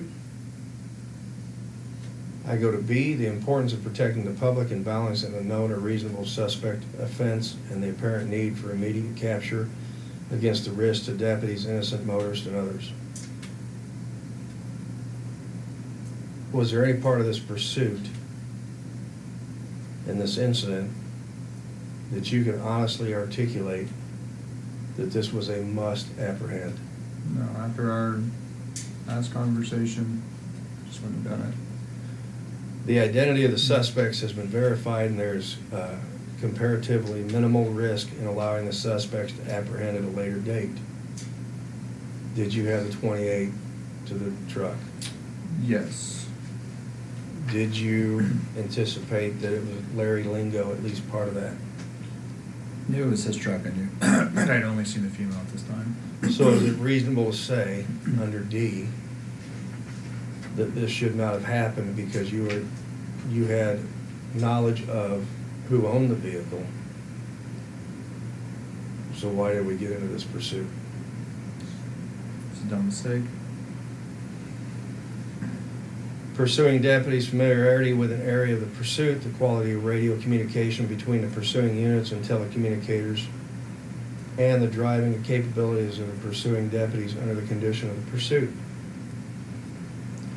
How was your familiarity with the area? Not good. I don't know Grant Lincoln. How was your communication with telecommunications? Yeah, I was off on the street signs twice. I will tell you, through the course of this, there was not one time that you, while you were within the city limits, other than Postville Drive, and we'll get to it, not at one time did you do proper protocol of radio telecommunicators. And by this pursuit policy, you have to be communicating with the telecommunicators and relaying information as it progresses. Speeds, direction, location, amount of traffic, right? Yes. At no time during this entire video did Logan Dispatch ever get involved, which is also a violation of the pursuing deputy.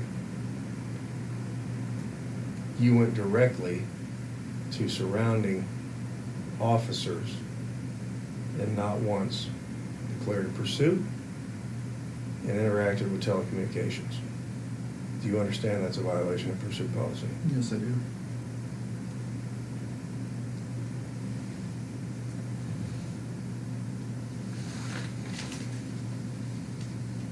Vehicle speeds, under deputy responsibilities.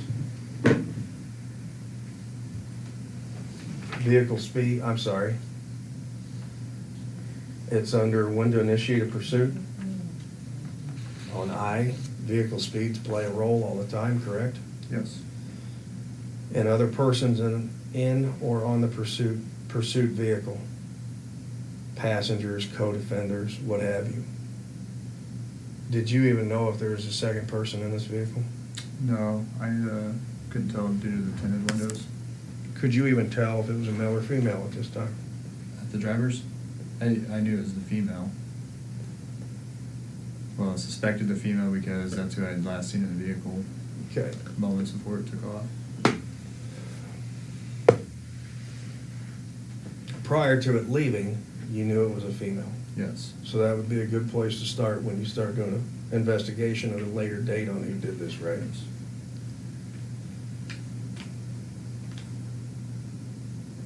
So when to terminate a pursuit? And before we get into this,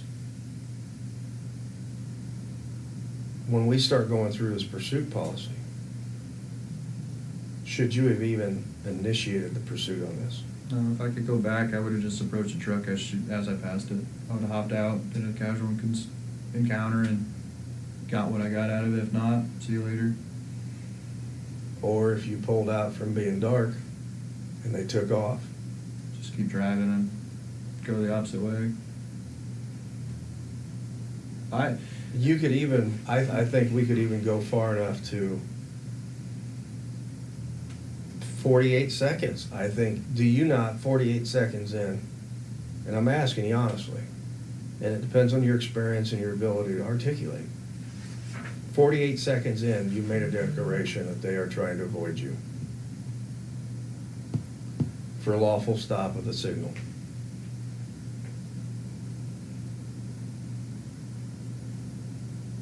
Prior to even hitting Woodlawn, is that not articulable to come back and do it later for evading? If I could go back, I would have, as soon as it went down the alley, I would have terminated and went the other way. Just come back for an interview later on, try to find the truck. There you go.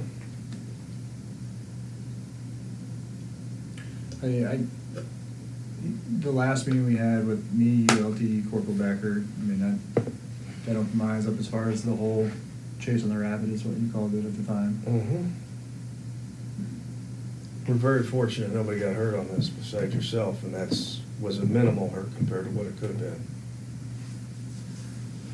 Did you understand the pursuit policy prior to this incident? Yes, I did. Do you have a different appreciation of the pursuit policy now? You mean like an understanding of it? Yes. I had a better understanding once we had that last meeting with me, you, and Becker, and LT.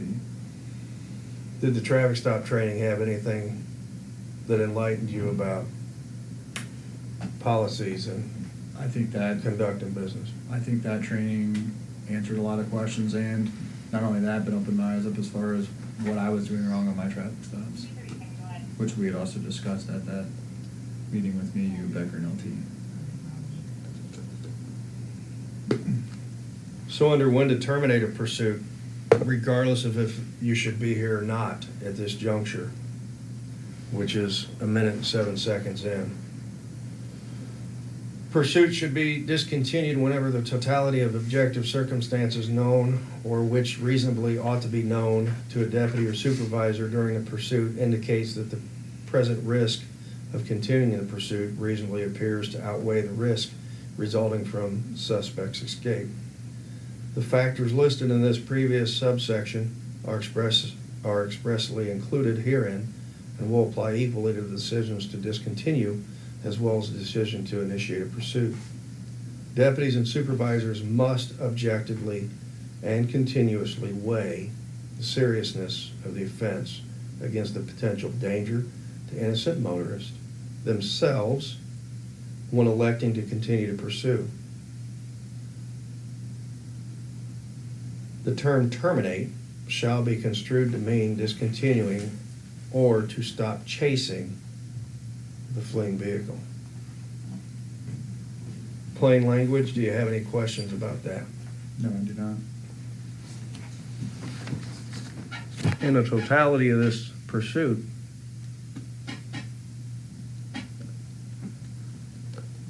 was sound judgment used? No.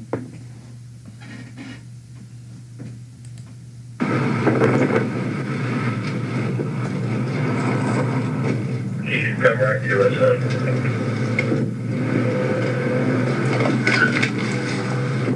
No, stick a left down, I believe, State Street.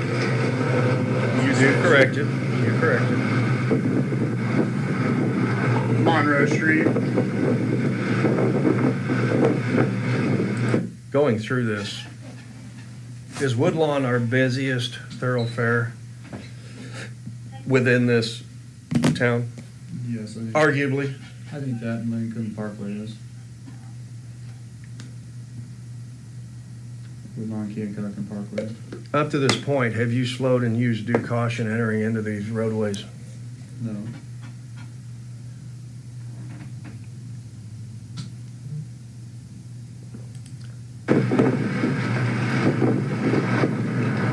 North on the 2nd Street. 21st Street. There's your lights and sirens. We're at the end of 2nd Street. She's taking out right. So, while you're going through these intersections, I'd like to point out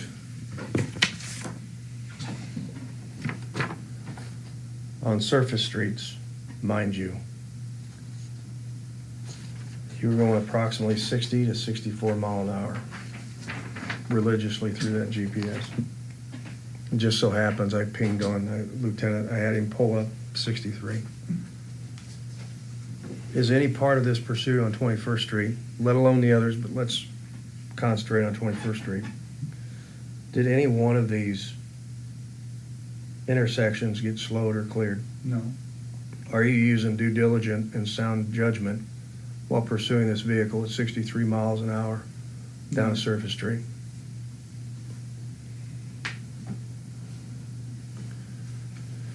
And at approximately minute and 46 seconds in is when you actually complied with the lights and siren part of this.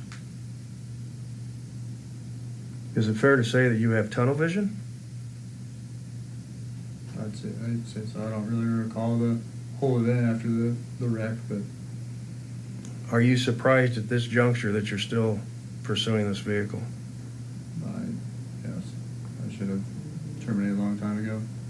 I should have terminated on 11th Street.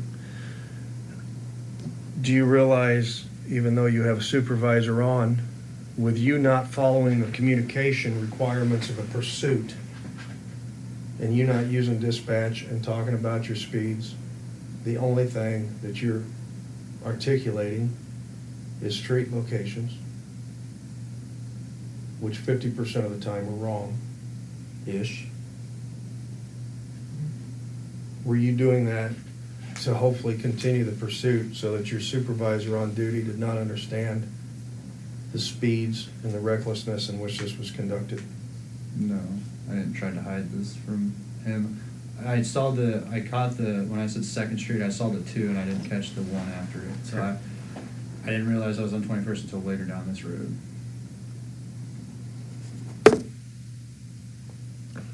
But in my head at the time after I said 2nd Street, it didn't make sense because I know 2nd Street's on the south end of town. Towards the south end of town.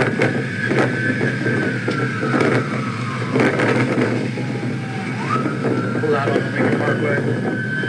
Head towards Harrisburg. That's the vehicle right here, correct? I believe it was because this is where I think that they went right over well, straight ahead where that, because I had never seen them turn. Like their taillights never went right, it just went straight. I will tell you that we went out afterwards and they never did go through the ditch. Okay. They stayed on the roadway, which I might add, and I'm not going to mention it, I'm not going to ding this. Right. You nearly outdrove this intersection. Just case in point. And that's why I believe that they went straight because. So, but I want you to understand, they did not. Right.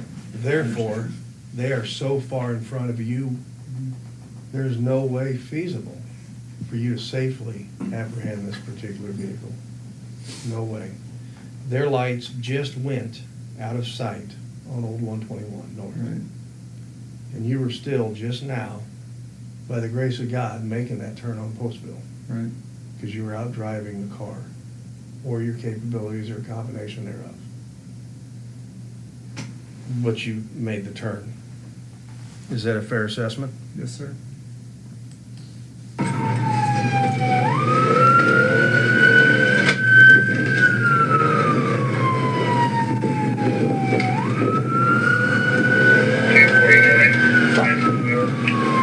Go ahead.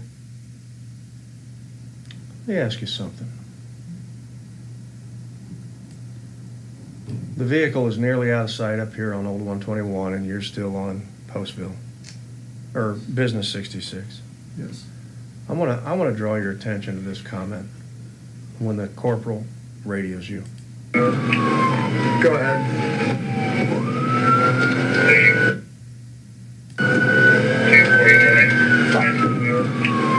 Go ahead.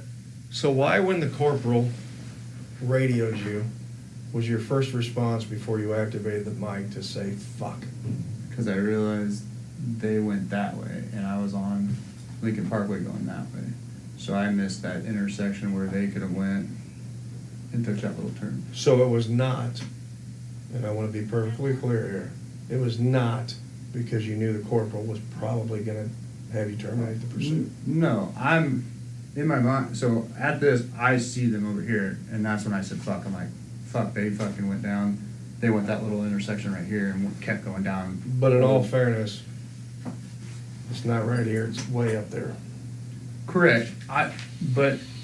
And so after I turned here, I see where I missed my turn to go down Old 121. Okay.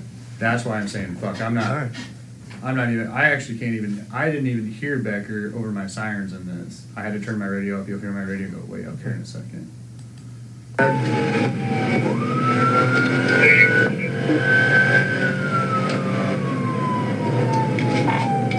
I can't hear you. What'd you say? Are you pursuing? I'm about to terminate. She's.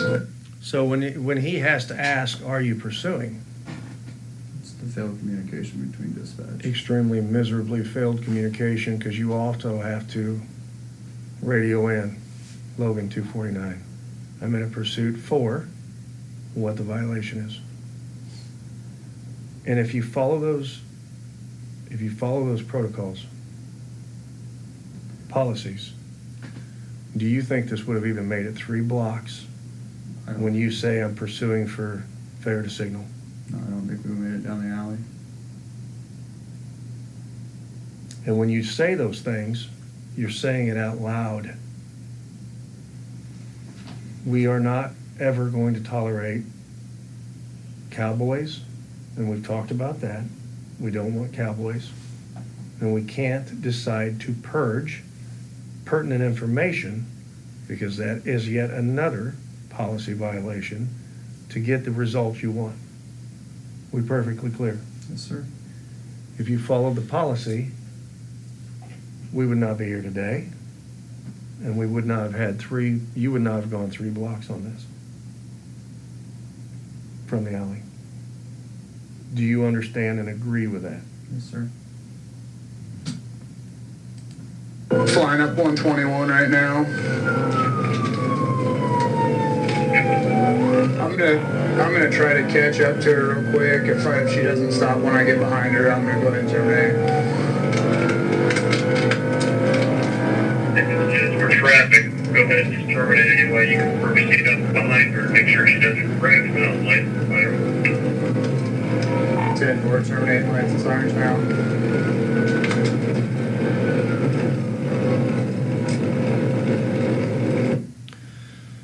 So I want to go back to terminate. Terminate shall be construed to mean discontinue or stop chasing the vehicle. Corporal Becker understands the policy, and I understand his direction without even talking to him about this. You may proceed in the direction to ensure that the vehicle does not crash. By policy and by direction, would a reasonable deputy consider 110 mile an hour terminated? No. So did you violate, once again, the pursuit policy? Yes. Did you understand his direction of what terminate meant? Yes. Did you violate a direct order Yes. from a supervisor about termination? Yes, I did. Would you consider this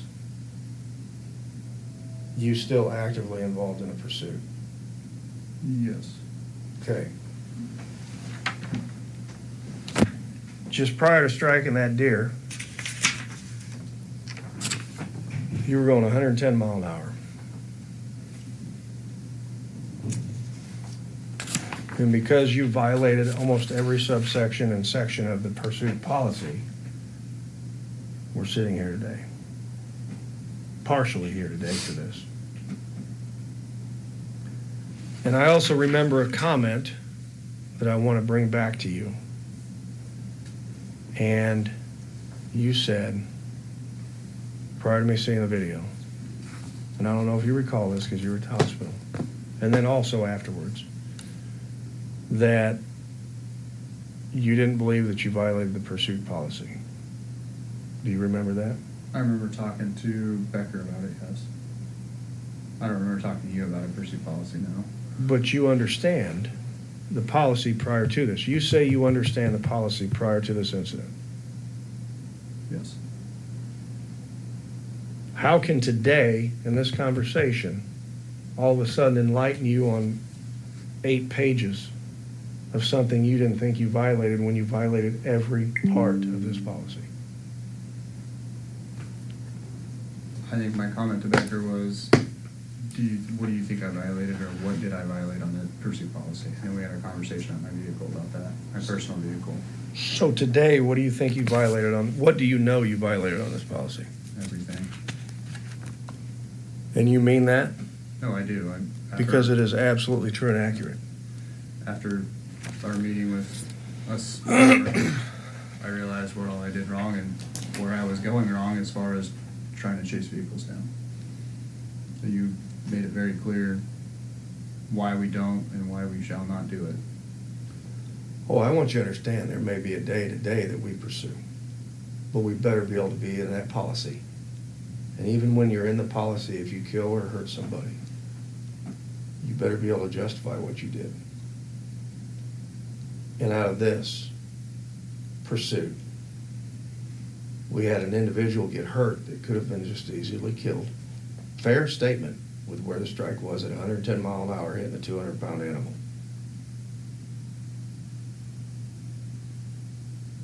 And we totaled out of 19 squad car, which really in the scheme of things doesn't matter. You're more important.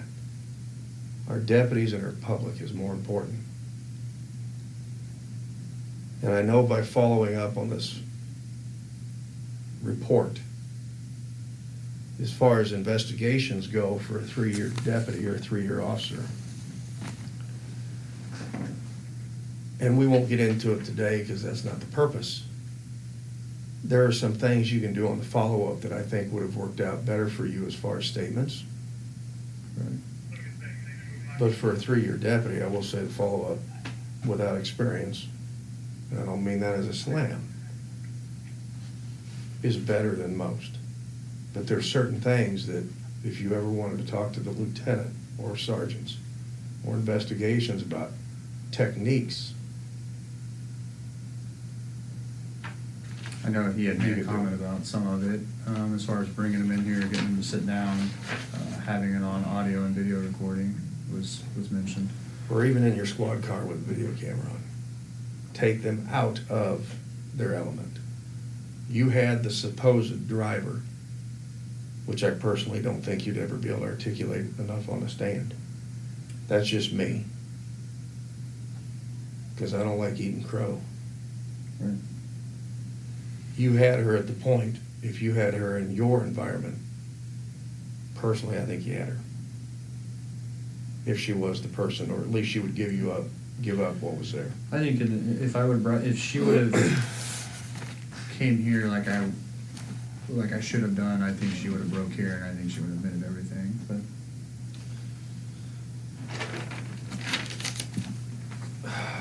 Let's talk about one more case. And I don't have the report. And that's okay. Let's talk about that DUI pursuit with Dalton Guy. Specifically,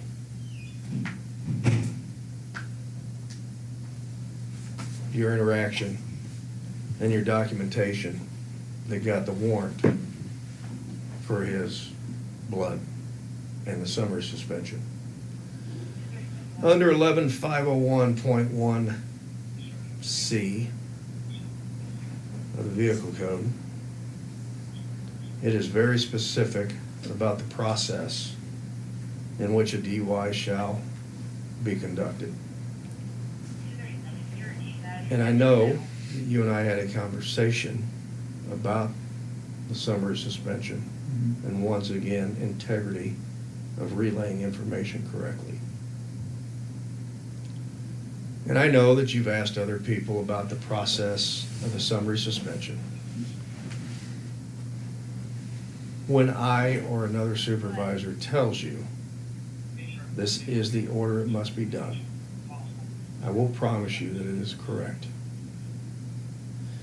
I'm going to say this. If you ask the lieutenant or myself about the process of a DUI, I will promise you it is true and accurate. You don't need to fish around with other agencies and other people, because they're making mistakes every day. We all do. If I don't know the answer and the lieutenant doesn't know the answer, we will find it.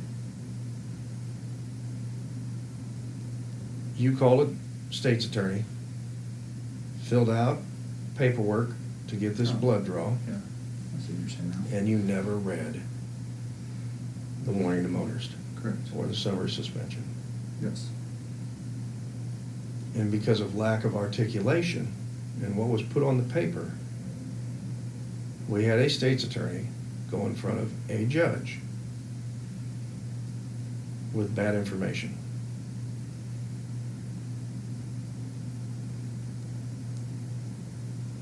That cannot happen. And I assure you our state's attorney is not pleased, because his credibility in his office now is on the line. We literally got a warrant for bodily fluids off false information. And the reason I say that is when he asked if he refused the test, and by statute, we have to read the packet. It's under 11501.1. A, B, C, D, E, F, G. I think it goes beyond G now. And it's very specific. And actually, there's a case law, I think it's Illinois versus Tomzak, Yes, I read that. that talks about just reading the wrong paperwork. It has to be accurate. So, guaranteed, if he fights it, he won't get the suspension. Yeah, he's already fighting with Tim Timoney. Yeah, he won't. Tim Timoney's a phenomenal person. He's not gonna get the suspension. I mean, genuinely, he's a good guy. Right. So you're not gonna get the suspension. Do you realize you gave, today, do you realize you gave false information? And do you agree you gave false information through lack of articulation to the state's attorney? I do, and lack of knowledge on that. I've never done a warrant for blood or urine. It wasn't, we never got those in Sangamon. But did he ask you if the warning to motorist, if he refused the warning to motorist summary suspension? Brad just asked if he refused all tests, and I said yes. He stated he's refusing all tests and that he wants a lawyer, or to get a warrant is what I said to Brad. But in order to refuse all tests, under 11501.1, it shall, that's where my verbiage comes from, 27 years of reading shall, it shall be read. And you failed to do that. Yes, I did. Did you write the warrant, or did you observe Brad write the warrant? I wrote the warrant and then had Brad look it over and asked him if he had any questions on it. And on that warrant, did you state that he refused all tests? I believe I put in there that yes, he refused tests and said to get a warrant. I honestly don't recall, to be honest with you, but I believe I put that in there.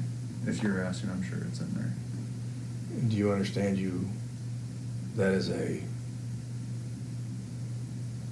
fraudulent request for a warrant in front of a judge?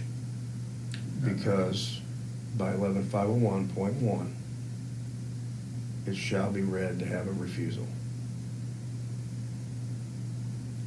I didn't know that until today. But do you understand where I'm coming from? I understand everything you're saying about it today. Okay.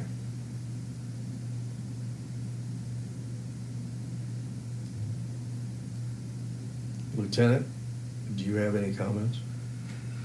My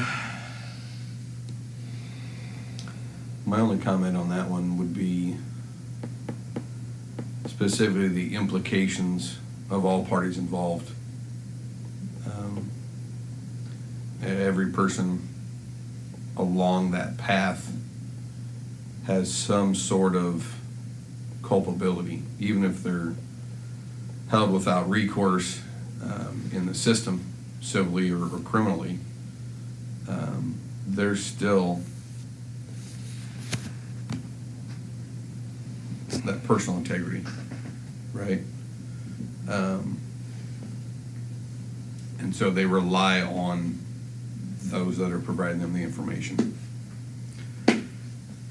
And so in that regard, you have to understand that every step that you take, there's someone else walking along with you. Maybe not physically next to you, but there's someone else walking along with you.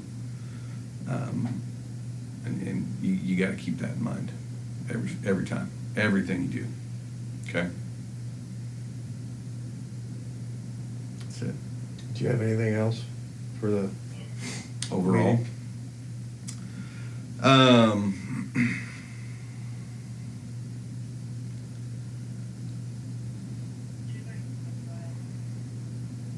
Not generally. More generally, I'm sorry. Not specifically. More generally.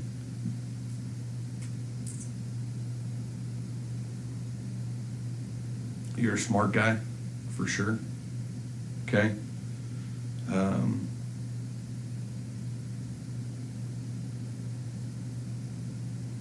But sometimes that can be equally dangerous as it is beneficial.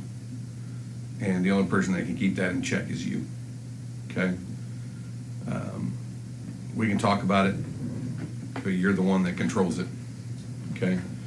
We can guide you, we can mentor you, we can provide you documentation or training or whatever. But the only person that gets to put it in play, in context, is you. Right? You make the choice whether to do it or not do it, use it or not use it. And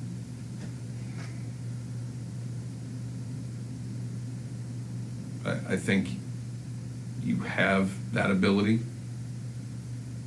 I think it's slow to be shown right now, to be honest. Okay?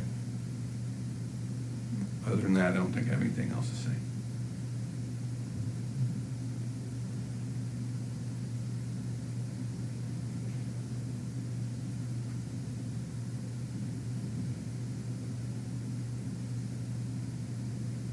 Do you agree, before we conclude this, that there's a mountain of policy violations that you committed? Some, in my opinion, are pretty egregious. Do you agree that myself and the lieutenant and others have had conversations about this prior to its occurrence and tried to do corrective action through conversations with you, directing you toward reports and accuracy? Yes. What is the disconnect from mentoring and guiding and the action? I don't know. What do you mean? We have, in 7 months, specifically told you to pay attention to your documentation, your actions, and your policies. Have we not? Yes. Why is it not showing in action from your behalf? On this report here, I think was just the lack of my memory, honestly, because I still thought, even today, I thought I was still in North Madison. I think that I think that's where I'm not. Before we had that meeting with all 4 of us, I think that's where it was just not referencing my video very well. Google Maps, if I wasn't familiar with the intersections and things like that, and getting the exact location of my position. Just like I had that North Madison and North Monroe. It was the same meeting that we had about with Dalton Guy, that one, and the list of other reports I fixed, but I think that was just it. It was comes down to my lack of training on reports, to be honest with you. I've never had anyone sit down. I've had, even at our academy, we don't have report writing. That's not an area we cover. But at the sheriff's office, we have repeatedly gone over reports with you, correct, including detectives? Yes. And all the way back through FTO, right? You sit down and report, writing and go over, and this is how we like it documented, and this is what you gotta do, and every step that you've been here, right? Yes. Are you reluctant to ask questions because of pride? I don't have a problem with asking questions. I ask Becker questions all the time. I call him a lot, especially after our meeting with us four, and just trying to make my reports better the way you guys want to hear. I asked him a lot. I actually sat down and wrote reports with him while he's at the other side of the table, because I wanted it more what you guys wanted. Well, and I receive that and I appreciate that. But more than what we want, the law demands that your reports are accurate. You will become incarcerated for inaccurate reports. Do you understand that? Yes, I do. Forget about the flow or the style. And I know we talked about this. The law in all of the United States is police officers shall document their reports accurately. Because if not, it's official misconduct and it's lying. And that could potentially position yourself incarcerated and looking for a new profession. Do you understand and agree with that? Yes, I do. And I want to piggyback on that outside of the law, the profession itself, right, is to stand between the right and the wrong, right, to protect those that can't protect themselves. The pursuit of righteousness, with the base word being right in that. So you should want, personally, individually, internally, to do this job because it's the right thing to do, and do it the right way because it's the right way to do it. It's the right thing to do, regardless of other people's opinions of how you're doing it. You do it the right way all the time because it's the right thing to do. That should be why you want to do this job. Right? Correct? I try my best to do as best as I can.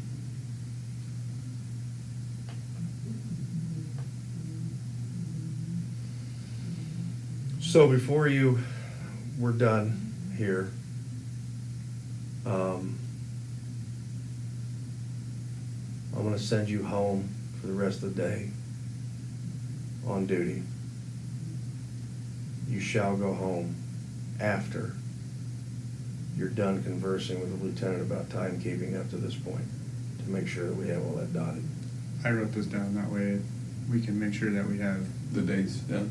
Yes, because after that conversation, I want to make sure we have everything covered for you. Okay. And then whatever other documents you guys need to fill out. Do you want me to put in a submission for light duty? No. It's a violation, but no. I went above and beyond, I can do that. But when you're done conversing with the lieutenant, you shall spend the rest of your day at your home on duty. And we will be reaching out to you in the future. Do you have any other comments or questions? Not at this time. Are you suicidal? No. Fair enough. This interview is concluded. on November 9th at 12:18 PM.